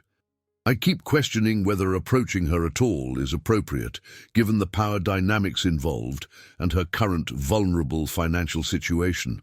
The last thing I want is for her to feel pressured or obligated to accept anything because of her circumstances. Dr. Martinez shook her head firmly. The ethical issue would be not approaching her with these opportunities. Dr. Sinclair is systematically underemployed, despite extraordinary qualifications.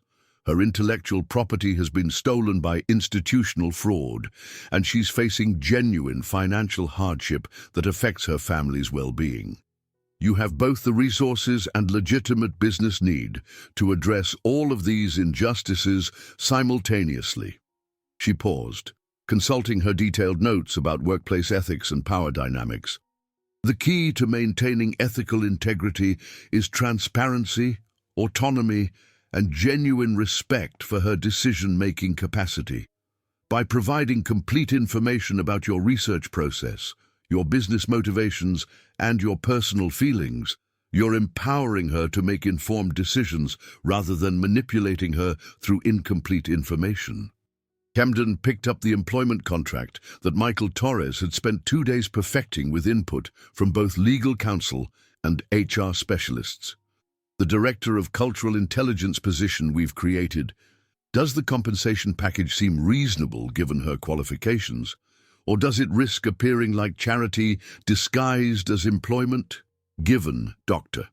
Sinclair's advanced education, specialized expertise, proven research value, and the commercial applications her work has already demonstrated, the $180,000 base salary plus equity participation is entirely justified by market standards.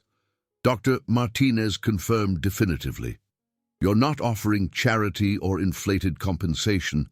You're proposing to pay someone exactly what their documented expertise is worth in the current technology and consulting marketplace. Camden nodded, then picked up the thicker legal folder that represented months of investigative work. Jennifer Walsh found substantial evidence supporting academic fraud charges against Dr. Thornfield that could result in criminal prosecution. If we pursue this legal action aggressively, Dr. Sinclair could potentially recover the full $3.7 million in licensing royalties, plus additional compensatory damages for career destruction and reputational harm. That financial restoration is absolutely crucial for Dr. Sinclair's long-term independence and self-determination, Dr. Martinez observed with academic precision. It removes any suggestion that she's financially dependent on your personal generosity rather than earning appropriate compensation for her own intellectual contributions and professional capabilities. Camden opened his laptop and pulled up the final, most challenging element of his comprehensive approach, a personal letter that had taken him 14 drafts and countless hours of careful consideration to write properly. The personal component is what worries me most from an ethical standpoint, he admitted honestly. How do I express genuine romantic feelings without creating pressure, obligation, or compromising her professional decision-making autonomy? Dr. Martinez read through the letter with careful attention to both content and tone, her academic training in ethics and psychology evident in her analytical approach. "You've handled this aspect particularly well," she said with obvious approval. "You explicitly state that the business opportunity exists completely independently of romantic considerations. You provide time and space for her to evaluate both components separately, and you make it absolutely clear that professional acceptance doesn't require any personal reciprocation or romantic engagement." She looked up from the letter with a slight smile. "Camden, can I ask what transformed this from a straightforward business recruitment opportunity into personal romantic involvement?" Camden leaned back in his chair, considering how to articulate the evolution of his feelings with the same honesty he planned to bring to his conversation with Belle. "Initially, my interest was purely professional," he said thoughtfully. "I needed someone with her exact combination of linguistic expertise, cultural intelligence, and technological research background, and I recognized that her abilities were being completely wasted in traditional service employment. But watching her navigate professional and personal challenges with such extraordinary grace, competence, and integrity," he paused, searching for words that captured the depth of his admiration and attraction. "I realized I wasn't just recognizing her professional capabilities anymore. I was falling in love with her character, her strength, her natural compassion, her intellectual curiosity, and her dignity under circumstances that would have broken less resilient people.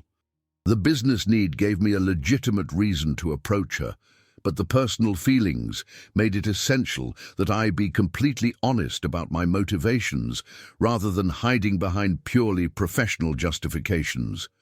Dr. Martinez smiled warmly. "That level of self-awareness and commitment to emotional transparency is exactly what makes this approach ethically sound rather than manipulative or exploitative. You're acknowledging the complexity of your motivations while ensuring that she has complete information to make autonomous decisions." Camden gathered the various documents into a comprehensive presentation package that represented weeks of careful planning and consideration. "So you believe this approach appropriately respects Dr. Sinclair's autonomy while providing genuine opportunities to address the injustices she's experienced?" "Absolutely, Doctor." Martinez confirmed with professional conviction. "You're offering her multiple pathways to reclaim her stolen intellectual property, restore her academic and professional reputation, achieve financial security through legitimate compensation, and pursue the career she trained for and deserves. The fact that you've also developed personal romantic feelings doesn't diminish the legitimacy or value of those professional opportunities." Camden felt his determination crystallize as he prepared for the most important conversation of his personal and professional life. Tomorrow, he would present Belle with a complete picture of her options, his research, his business proposal, and his feelings, then provide her with all the time and space she needed to make completely autonomous decisions about her professional and personal future. "Doctor." Martinez stood to leave, but paused at the office door with a final observation that strengthened Camden's resolve. "Camden, I've consulted on hundreds of corporate ethics situations involving power dynamics, employment law, and interpersonal relationships, and this level of comprehensive justice restoration combined with emotional honesty is genuinely rare. Whatever, Dr. Sinclair ultimately decides about the romantic aspects of your offer. You're providing her with something invaluable, the opportunity to reclaim her professional identity, financial independence, and faith in people who recognize authentic worth." After Dr. Martinez left, Camden sat alone in his office with the assembled package that could transform Brielle's life in every conceivable way. Tomorrow would determine whether his months of careful planning, ethical consideration, and complete honesty would result in professional partnership, personal relationship, both, or potentially neither. But regardless of the outcome, he knew he was approaching her with integrity, transparency, and genuine respect for her intelligence and autonomy. After watching her endure systematic undervaluation, academic betrayal, workplace harassment, and financial stress, Camden Rivers was finally in a position to offer Dr. Bel Sinclair everything she deserved: justice, opportunity, recognition, and honest romantic possibility. The comprehensive approach had required weeks of development, but tomorrow would determine whether it could restore both her professional confidence and her willingness to trust someone who had seen her true worth from the very beginning. Sunday morning at Grind Coffee House near Northwestern University carried the peaceful energy of a campus weekend, with students scattered across comfortable seating areas, absorbed in textbooks, laptops, and quiet conversations over expertly crafted lattes. The atmosphere felt worlds away from the corporate efficiency demands and workplace harassment that had defined Brielle's life for the past several weeks. Brielle sat in a corner booth with her laptop open, methodically searching job postings and trying to calculate how long her meager savings would sustain her family's financial obligations. Her mother's specialized dementia care costs alone consumed nearly $2,000 monthly, and her father's struggling landscaping business provided barely enough income to cover basic household expenses. The financial mathematics were stark and unforgiving. She needed employment immediately, regardless of whether it utilized her academic qualifications or intellectual capabilities. The familiar chime of the coffee shop door made her glance up, and her heart rate immediately quickened when she spotted Camden Rivers scanning the seating area with obvious purpose.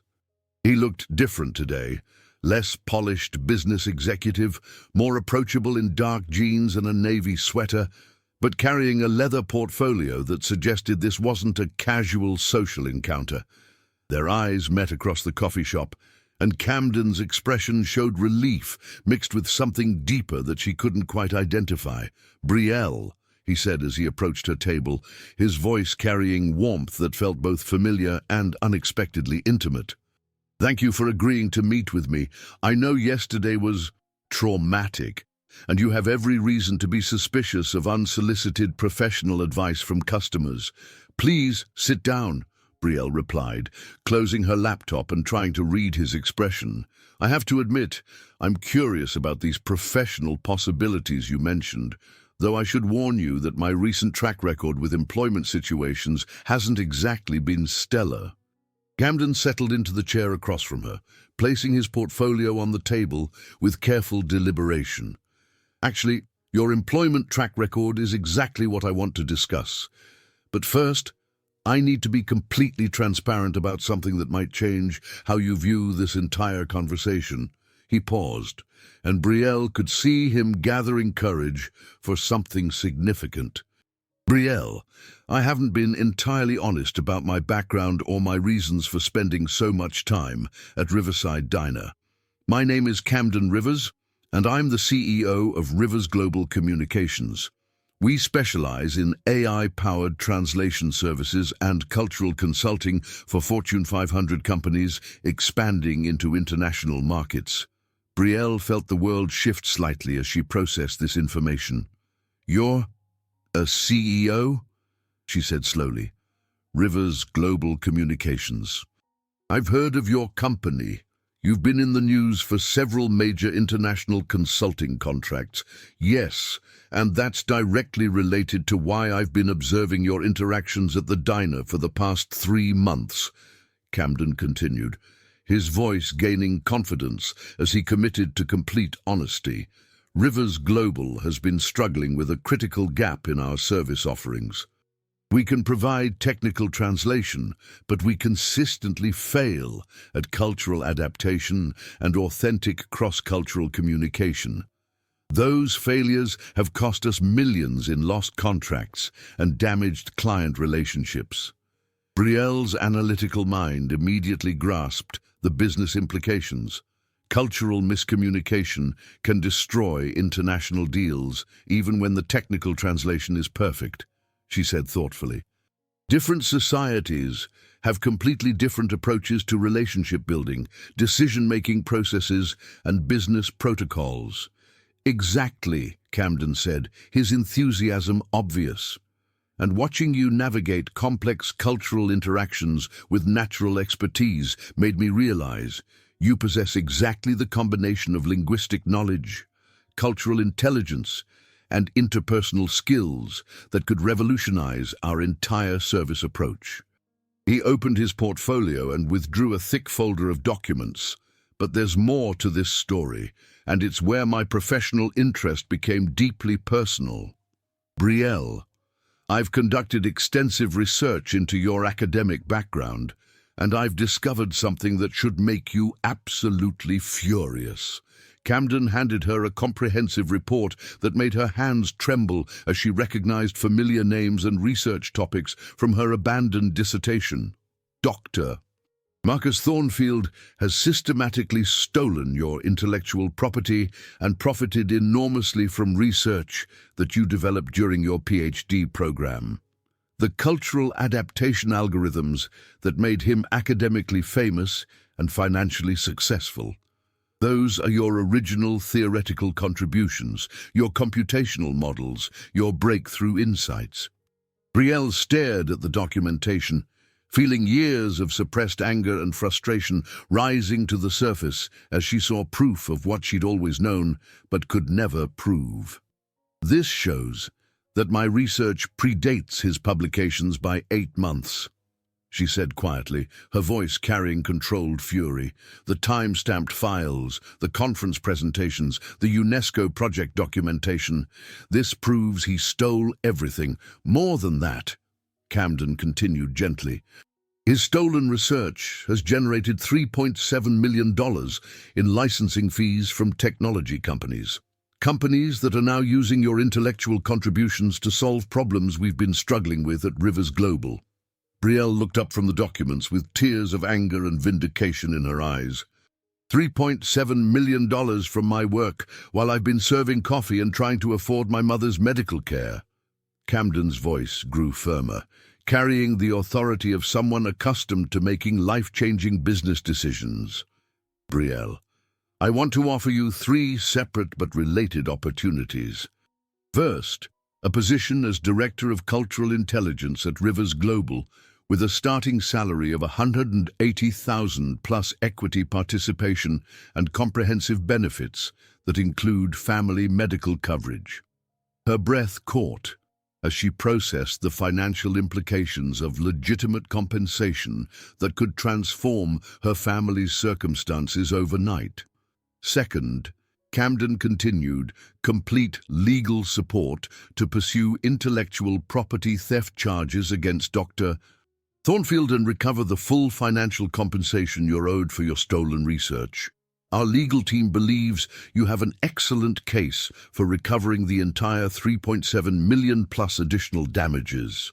Third, he said, his voice becoming more personal, full academic credit restoration and the opportunity to complete your PhD through an innovative industry academic partnership that would allow you to earn your doctorate while leading groundbreaking research at Rivers Global. Brielle felt overwhelmed by the scope of life transformation being offered, but also deeply suspicious of motivations that seemed too generous to be purely business-driven. Why, she asked directly, why would you invest this much in someone you've observed serving coffee for 3 months? This level of opportunity and legal support goes far beyond normal business recruitment. Camden took a deep breath, clearly recognizing this as the moment that would determine everything about their future relationship. Because somewhere between watching you help confuse tourists, witnessing your dignity under workplace harassment, and seeing your intellectual brilliance shine through despite systematic suppression, I realized that my professional admiration had become something much more personal.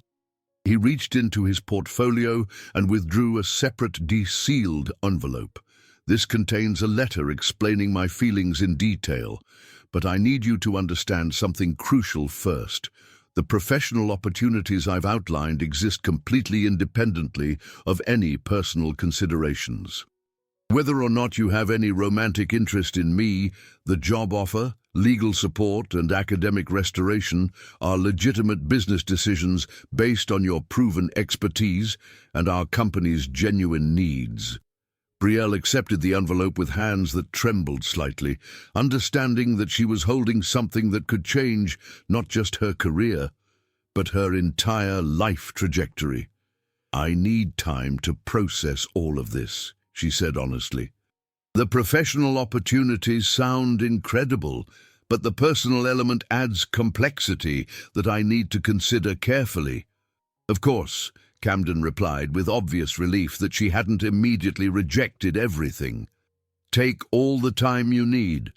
I've included contact information for independent legal counsel who can review the employment contract and intellectual property case without any connection to me or Rivers Global. I want you to make completely informed decisions with professional guidance." As Belle gathered the comprehensive package of documents, employment contracts, legal analysis, and personal letter, she felt her world expanding in directions she'd never imagined possible. "Camden," she said, as they prepared to leave, "whatever I decide about the personal aspects, thank you for seeing my potential when I'd almost stopped believing in it myself." Standing in the spring sunshine outside the coffee shop, both of them understood that this conversation had irrevocably changed everything. Belle now faced decisions that could restore her stolen career, achieve financial security, and potentially open her heart to someone who'd recognized her worth when the rest of the world had dismissed her completely.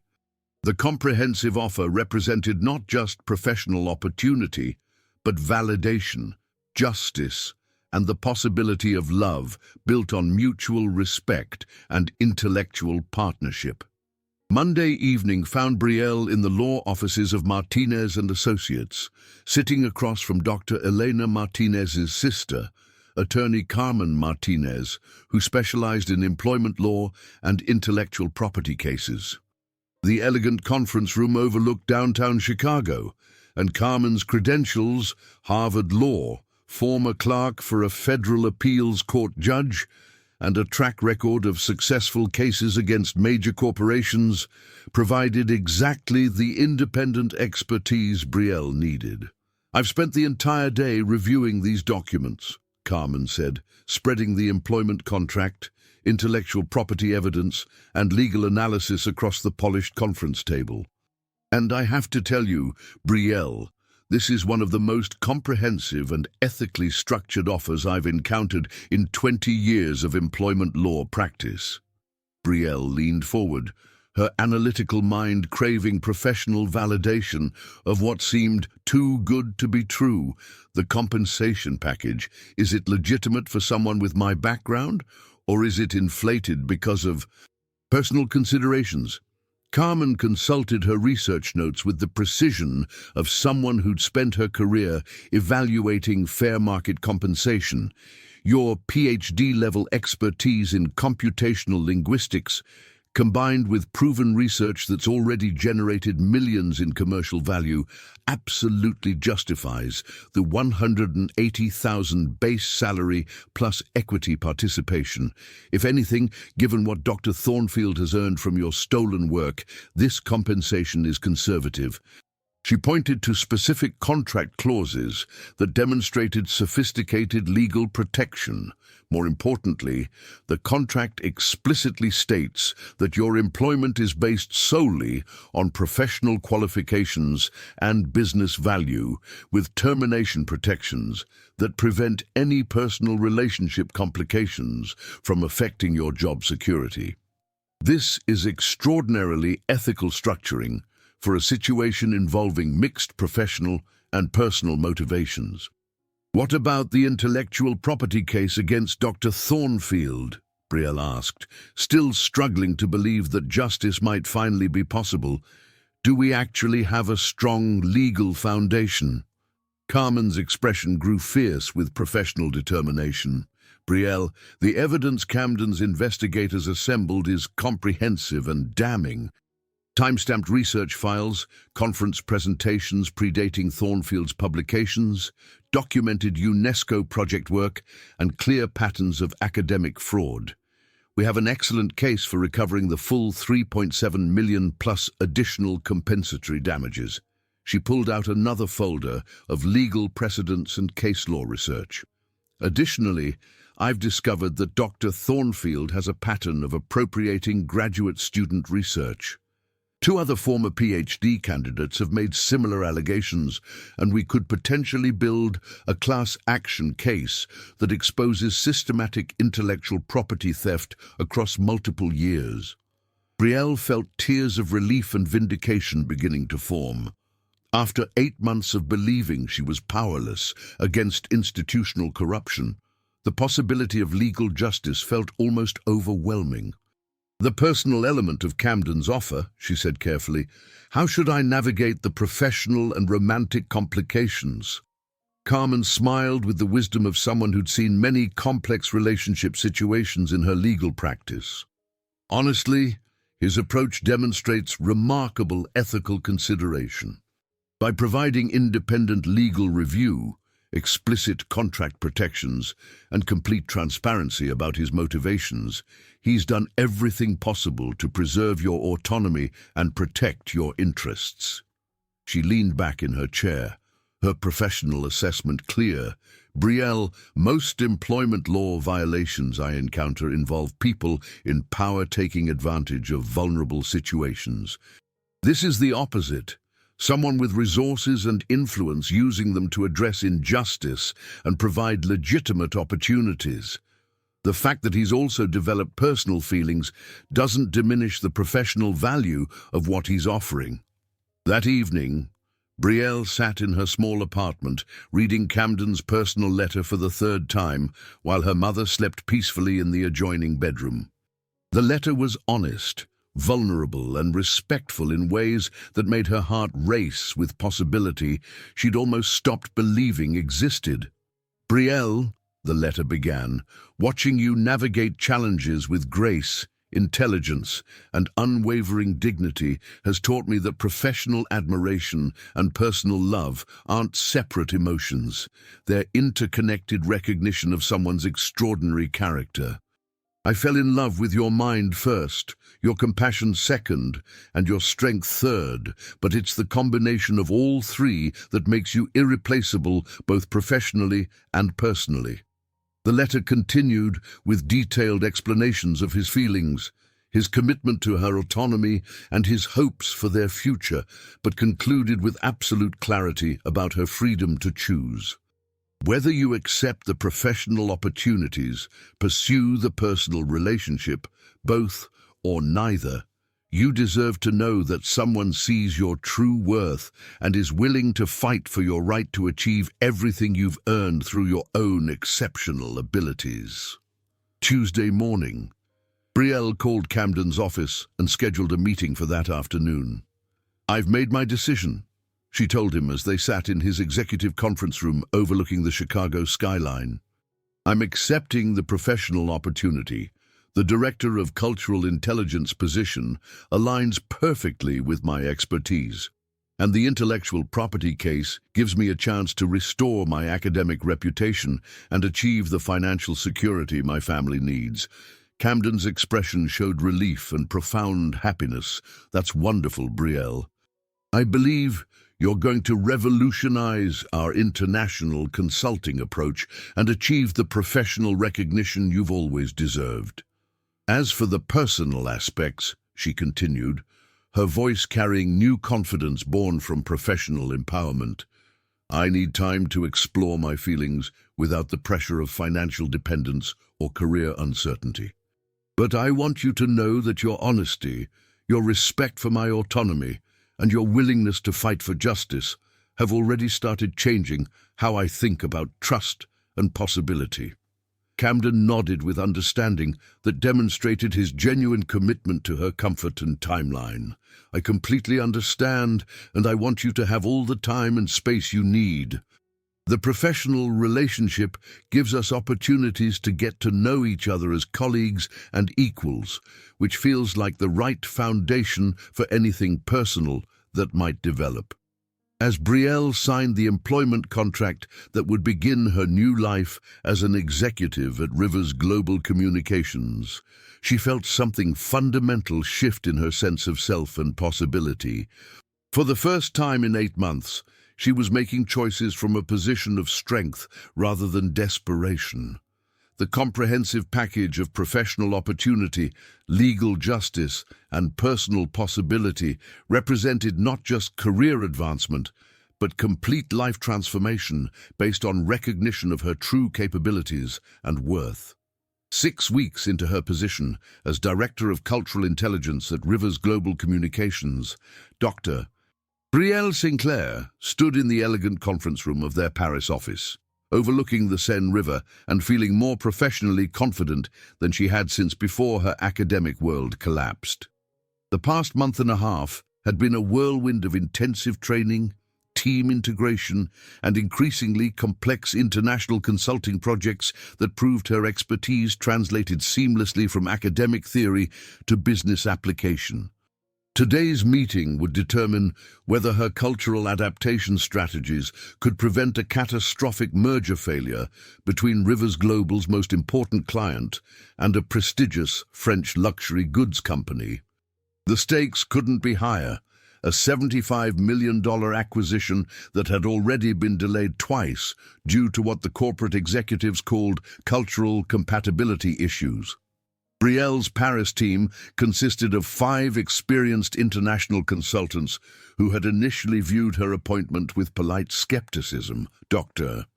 Philippe Dubois, a veteran of French-American business relations, had questioned whether an American academic could understand the nuances of French corporate culture. Marie-Claire Beaumont, a specialist in luxury brand psychology, had wondered if theoretical knowledge could address practical business relationships. André Laurent, an expert in cross-cultural negotiation, had privately expressed doubts about her ability to navigate complex European power dynamics. But 6 weeks of collaboration had transformed their skepticism into genuine respect and professional enthusiasm. "Ladies and gentlemen," Belle began, her voice carrying the confidence that had grown with each successful project, "we're dealing with a merger that failed twice because both sides misunderstood fundamental cultural approaches to business relationships, decision-making processes, and trust-building protocols." She activated the presentation system, displaying detailed analysis that combined academic research with practical business intelligence. The American executives from Meridian Corporation view this acquisition as a financial transaction that should be completed efficiently through contractual negotiations and due diligence procedures. They believe that presenting superior financial terms and growth projections should be sufficient to secure agreement from rational business professionals. The French luxury company Maison Beaumont operates from an entirely different cultural framework. She continued, her analysis drawing from deep understanding of both societies. They view this potential partnership as joining their family legacy with outsiders, which requires extensive relationship building, personal trust development, and demonstration of cultural respect and understanding. Philippe leaned forward with obvious interest. "So the Americans are frustrated because they believe the French are being unnecessarily complicated and emotional about a straightforward business deal." "Exactly," Belle confirmed. "While the French executives feel insulted and disrespected because the Americans are treating their family heritage as a commodity to be purchased rather than a partnership to be honored." Marie-Claire nodded with growing excitement. The luxury goods industry in France is built on generational relationships and artisanal traditions that can't be quantified in financial spreadsheets, which creates a perfect storm of mutual misunderstanding, Andre added, his expertise in negotiation recognizing the pattern. Both sides have legitimate perspectives, but they're communicating past each other completely. Belle advanced to her proposed solution framework. Here's what I'm recommending. We restructure the entire approach around French cultural protocols while providing the Americans with clear business justifications for every cultural requirement. She outlined a comprehensive strategy that demonstrated the sophisticated cultural intelligence that had attracted Camden's attention months earlier. First, we arrange for the American executives to spend 3 days in Lyon, visiting Maison Beaumont's ancestral workshops and learning the history of their craft traditions, not as a tourist experience, but as genuine education about the cultural foundation of their business model. The Paris team exchanged impressed glances as they recognized the strategic brilliance of combining cultural education with business relationship building. Second, we reframe the acquisition language from purchase to partnership, emphasizing how Meridian's global distribution capabilities will honor and expand Maison Beaumont's artistic legacy rather than commercializing it. Philippe smiled with obvious admiration. You're addressing the emotional and cultural concerns while maintaining focus on legitimate business benefits. Third, Belle continued, we establish a formal mentorship program where senior Maison Beaumont artisans work directly with Meridian's marketing team to ensure that international expansion maintains cultural authenticity and artistic integrity. This isn't just cultural sensitivity, Andre observed with growing respect. This is sophisticated business strategy that creates genuine value for both organizations while addressing the underlying trust issues. The revised negotiation approach proved immediately effective. Within 4 days, agreements that had stalled for 8 months moved forward rapidly as both sides recognized that their fundamental concerns were being understood and addressed through practical business solutions. The American executives discovered that investing time in cultural understanding actually accelerated decision-making by building genuine trust and partnership rather than transactional compliance. The French leadership felt respected and confident that their artistic traditions would be protected and celebrated rather than exploited. When the merger was finalized successfully, the Paris team gathered in their conference room to celebrate with champagne and the profound satisfaction of professional achievement. Belle, Marie-Claire said, raising her glass with obvious admiration. What you accomplished here goes far beyond cultural consulting. You created genuine understanding between 2 different business philosophies and found practical solutions that honored both perspectives. Philippe nodded with the respect of someone who'd witnessed extraordinary professional competence. In 6 weeks, you've transformed how we approach cross-cultural business challenges. This isn't academic theory applied to business. This is sophisticated cultural intelligence, creating measurable commercial value. Andre added his professional assessment with characteristic French directness. You've proven that authentic cultural expertise can solve problems that traditional business approaches can't address. This merger success will definitely lead to additional high-profile consulting opportunities. That evening, Belle sat in her Paris apartment, overlooking the city lights and feeling professionally fulfilled in ways she'd forgotten were possible.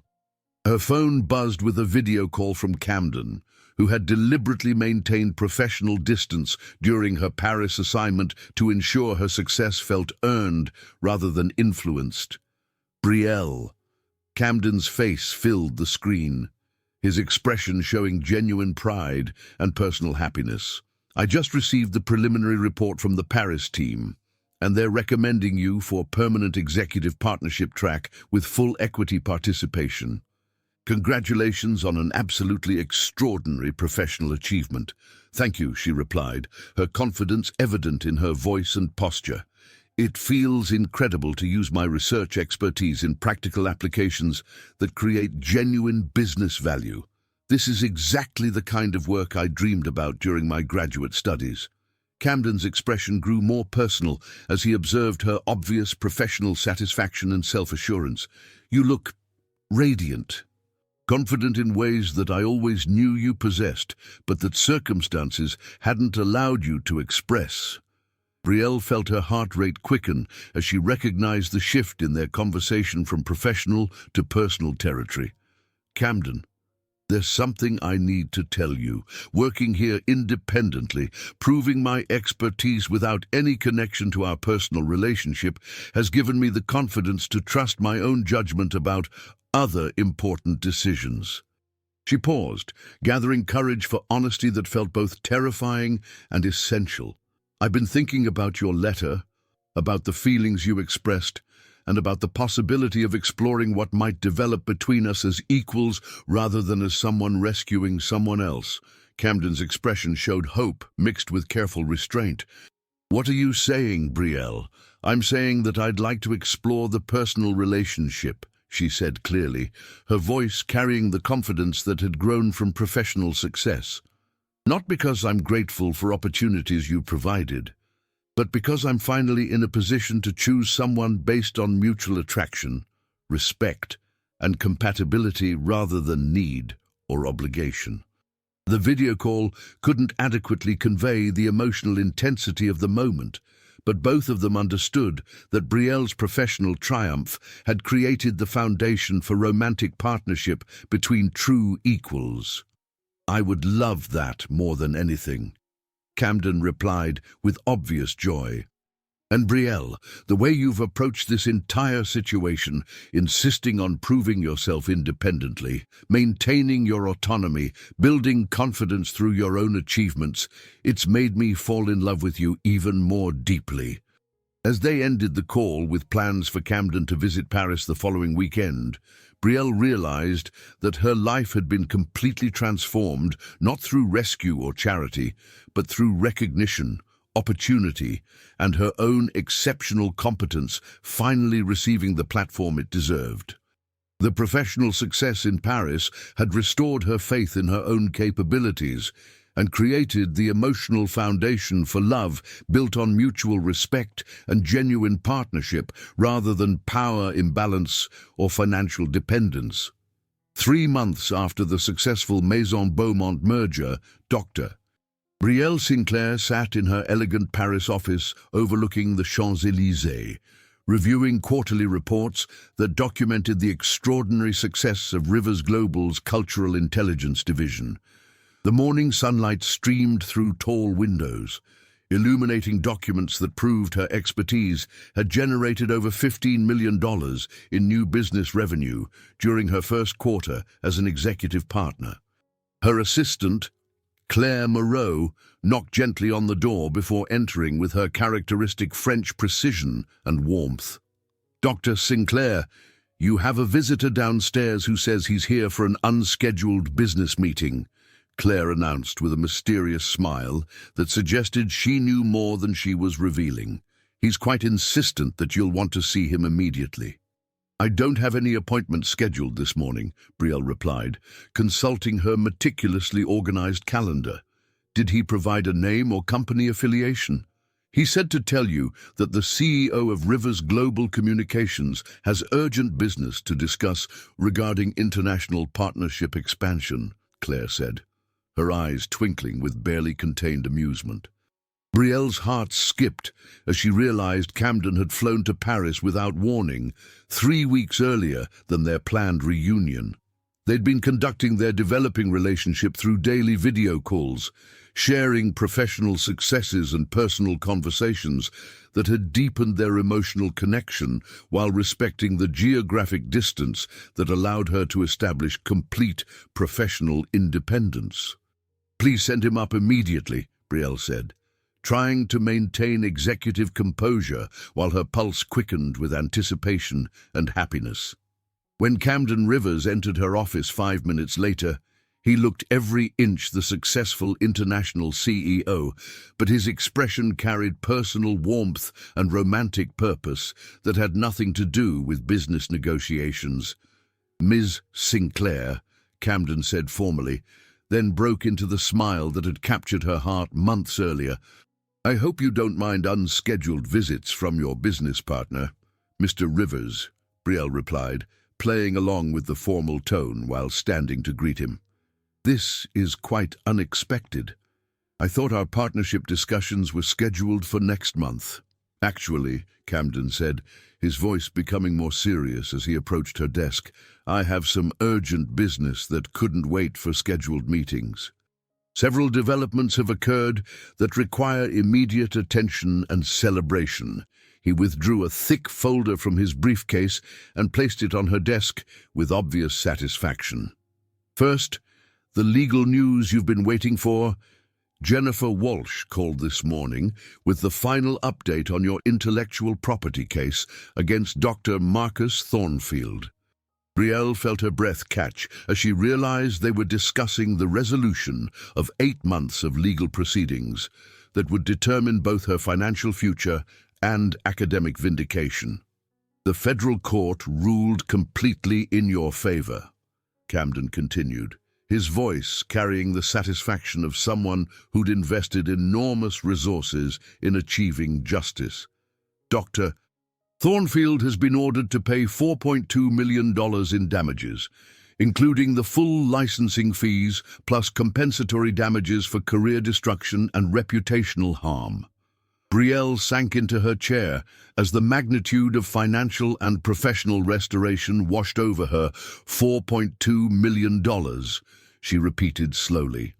"That's enough to secure my family's future permanently and fund any research projects I want to pursue for the rest of my career. More importantly," Camden added, "Northwestern University has formally acknowledged your original authorship of the cultural adaptation research, restored your PhD candidacy with full academic standing, and issued a public statement condemning Dr. Thornfield's academic fraud. He's been terminated from his position and stripped of tenure, and his publications are being retracted from all academic journals." Belle felt tears of vindication and relief flowing freely, as years of injustice and systematic betrayal were finally acknowledged and corrected through institutional accountability. "The university has also offered you a joint appointment as a visiting professor, allowing you to complete your PhD while maintaining your executive position here at Rivers Global," Camden continued.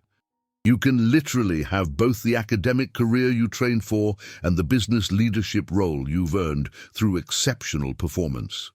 Standing and walking around her desk to face him directly, Belle felt overwhelmed by the complete transformation of her professional and financial circumstances. "Camden, this level of legal support and advocacy, you've essentially given me back my entire life and career. How can I possibly thank you adequately?" Camden's expression grew more personal as he prepared to transition from business discussion to romantic conversation. "Actually, that brings me to the second urgent matter I needed to discuss," he said, his voice carrying vulnerability and hope. "Belle, these past 3 months of long-distance relationship development have convinced me that my feelings for you aren't just infatuation or attraction.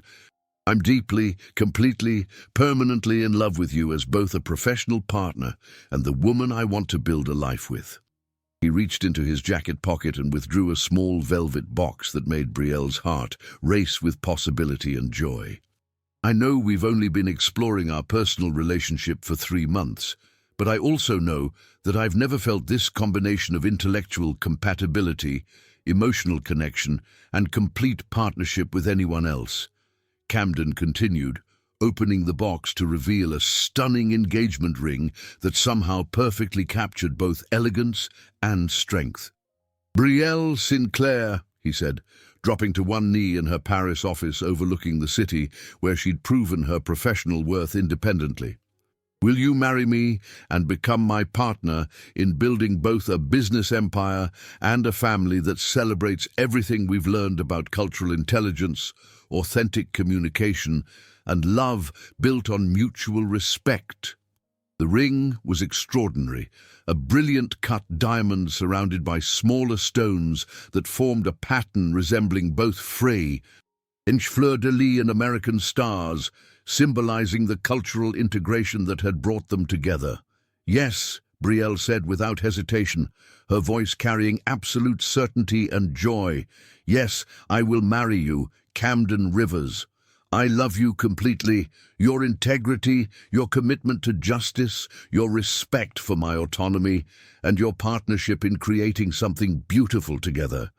As Camden slipped the ring onto her finger and stood to embrace her, Belle felt the final pieces of her new life falling into perfect alignment.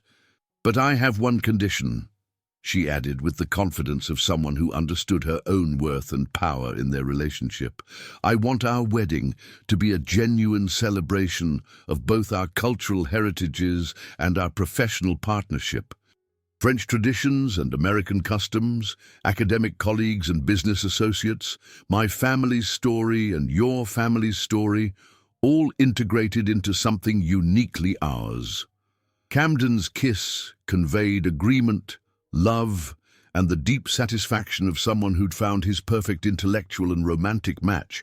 "I wouldn't want it any other way," he said against her lips. "In fact, I have some ideas about how we can structure both our personal and professional futures to honor everything we've built together." Over lunch at a charming bistro near her office, Camden outlined his comprehensive vision for their integrated future. "I want to relocate Rivers Global's international headquarters to Paris, making this our primary base of operations," he explained, his business acumen evident in the detailed planning. "Your cultural intelligence division has proven so successful that we're expanding into a full cultural consulting empire with offices in Lyon, London, Barcelona, and eventually Tokyo." Belle felt excitement building as she recognized the international scope of their potential business impact. "That would allow us to live primarily in France while maintaining strong American business connections," she said thoughtfully. "And it would give us opportunities to develop cultural consulting services across multiple continents." "Exactly," Camden confirmed. "We'd be building something unprecedented, a truly international consulting firm that combines cutting-edge technology with authentic cultural expertise. Your academic research would continue influencing business applications while generating practical solutions for cross-cultural challenges." As they planned their professional future, their conversation naturally transitioned to personal dreams and family possibilities. "I want our children to grow up trilingual," Belle said, her voice carrying dreams that had seemed impossible just months earlier. "French, from my research experience, English from our American business connections, and at least one additional language that reflects whatever international projects we're developing." Camden's expression showed complete alignment with her vision. "I want them to understand that cultural intelligence isn't just an academic subject or business tool. It's a way of approaching the world with curiosity, respect, and genuine desire to understand different perspectives." They discussed wedding logistics with the same attention to detail they applied to business strategy. "The ceremony should be in Lyon," Belle suggested, "honoring both my UNESCO research connections and your mother's French heritage. We could have the reception at one of the chateaux in the Loire Valley with French traditions like the croquembouche wedding cake, alongside American elements like your father's favorite jazz music." Camden nodded enthusiastically. "And we should invite the entire Paris team, your former colleagues who supported you during the academic scandal, Dr. Martinez and her sister Carmen, and of course your family and mine. I want Rosa from Riverside Diner to cater part of the reception," Belle added with emotional warmth. "She was one of the few people who treated me with dignity during the worst period of my life, and I want her to share in this celebration." As the afternoon progressed, they refined their vision for a wedding that would celebrate not just their love, but their journey from systematic oppression to triumph, from isolation to partnership, from hidden potential to recognized expertise. "Camden," Belle said as they walked along the Seine River, hand in hand with her engagement ring catching the afternoon sunlight, "do you realize what we've created together? We've proven that authentic love can coexist with professional partnership, that cultural intelligence has genuine business value, and that justice is possible even when institutional power tries to suppress truth." Camden stopped walking and turned to face her directly, his expression serious and tender. "What we've created," he said thoughtfully, "is proof that recognizing someone's true worth and fighting for their opportunities can transform both of your lives in ways neither person could achieve alone. You've made me a better CEO, a better person, and definitely a happier man than I ever imagined possible." The weeks that followed their engagement were filled with wedding planning that reflected their sophisticated understanding of cultural integration and celebration. They chose vendors who appreciated authenticity over ostentation, selected music that honored both French chanson and American jazz traditions, and designed a ceremony that would bring together academic colleagues, business associates, and family members from both sides of the Atlantic. Dr. Elena Martinez helped coordinate the ethical aspects of combining their personal and professional lives, ensuring that their marriage strengthened rather than complicated their business partnership. Carmen Martinez handled the legal details of international marriage, business partnership agreements, and intellectual property sharing that protected both their individual achievements and their joint ventures. The Paris team embraced wedding planning with characteristic French attention to cultural detail and celebration. Philippe Dubois suggested wine selections that would honor the terroir of different French regions while appealing to American palates. Marie-Claire Beaumont designed invitation aesthetics that combined elegant French typography with American clarity and directness. André Laurent coordinated international travel logistics for guests coming from multiple continents. 6 weeks before their wedding, Belle received a call that completed her professional vindication in the most satisfying way possible.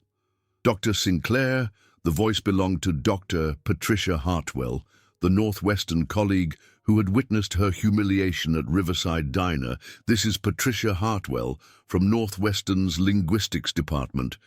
I'm calling to offer you our most sincere apologies for the university's handling of your academic situation, and to extend a formal invitation to deliver the keynote address at our international conference on cultural intelligence and business applications."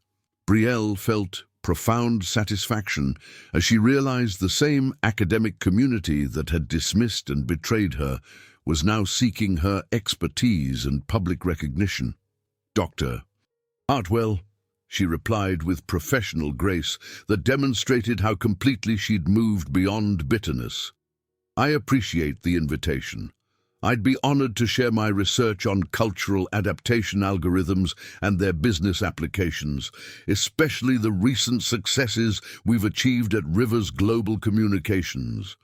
The conference would provide perfect timing for announcing her completed PhD, her business partnership with Camden, and their upcoming marriage to an international audience of academics and business professionals who would witness her complete professional and personal triumph. 2 weeks before their wedding, Camden surprised Belle with a private dinner at the restaurant where they'd first shared vulnerable conversations about cultural heritage and family connections.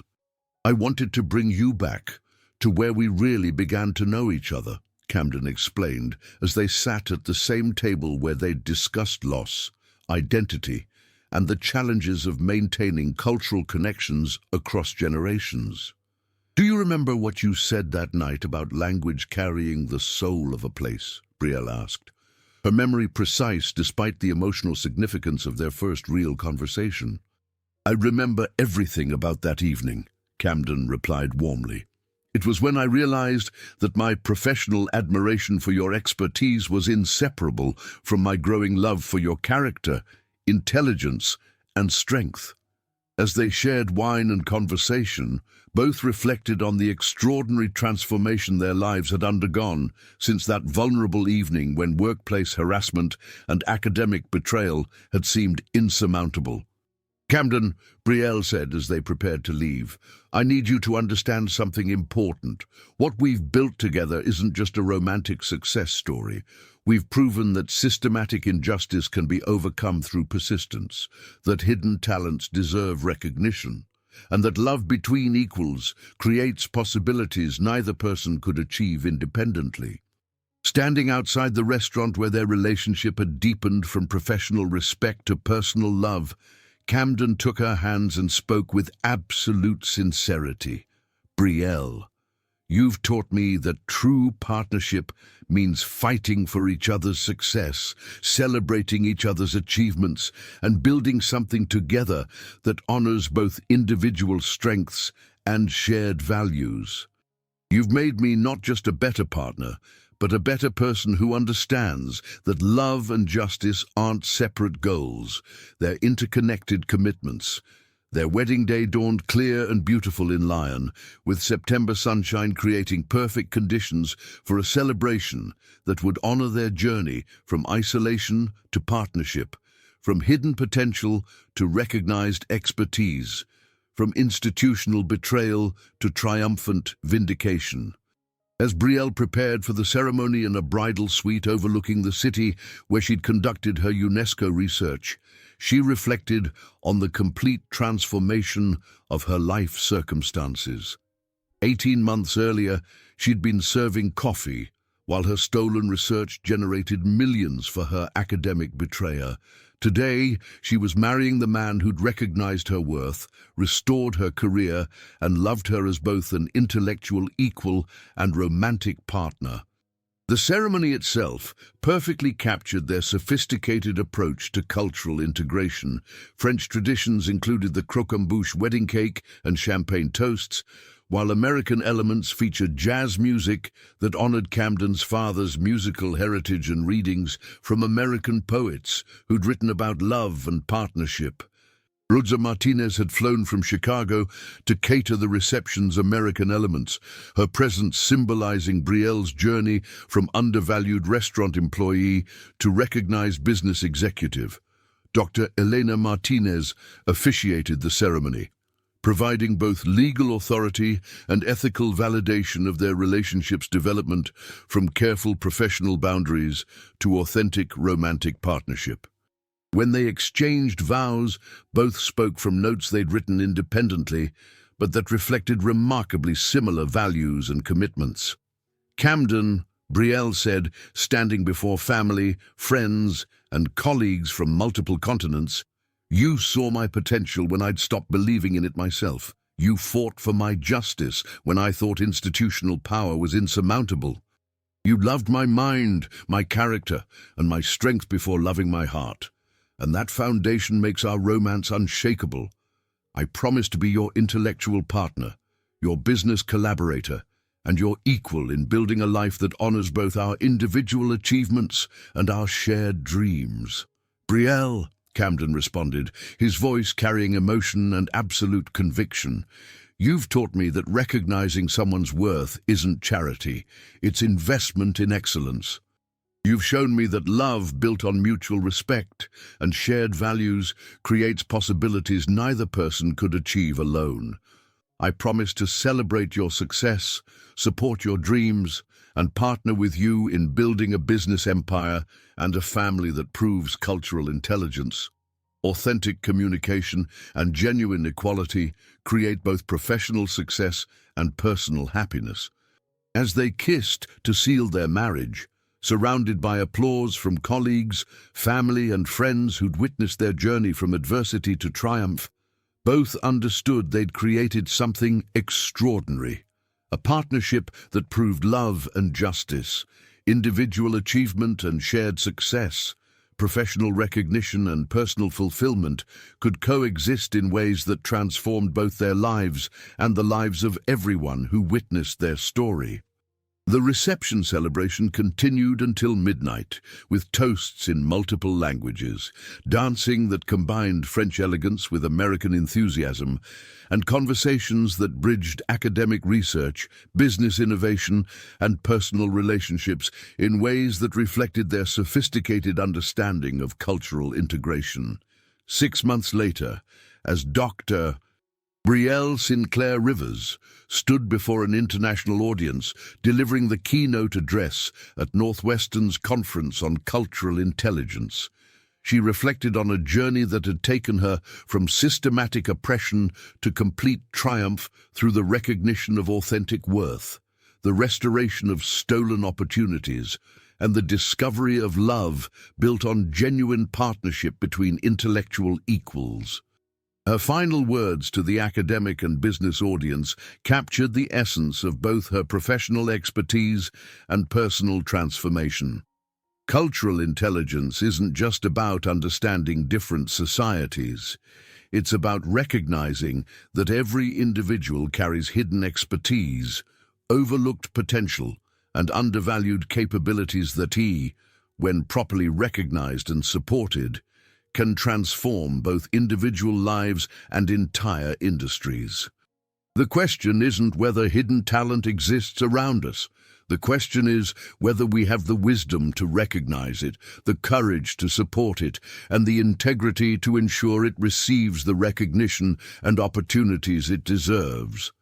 And as Camden watched from the audience, his expression showing pride, love, and profound satisfaction with their shared achievement, both knew they'd built something unprecedented, a partnership that proved authentic recognition, genuine justice, and love between equals could create possibilities neither had imagined when they first met across the counter of a small diner near Northwestern University, where a CEO searching for cultural expertise discovered not just the solution to his business challenges, but the extraordinary woman who would become his intellectual equal, romantic partner, and collaborator in building a life that honored both individual excellence and shared dreams. I hope you enjoyed today's story. Subscribe to the channel so you don't miss more stories like this. Leave a like and comment below what you thought of the story. See you in the next video.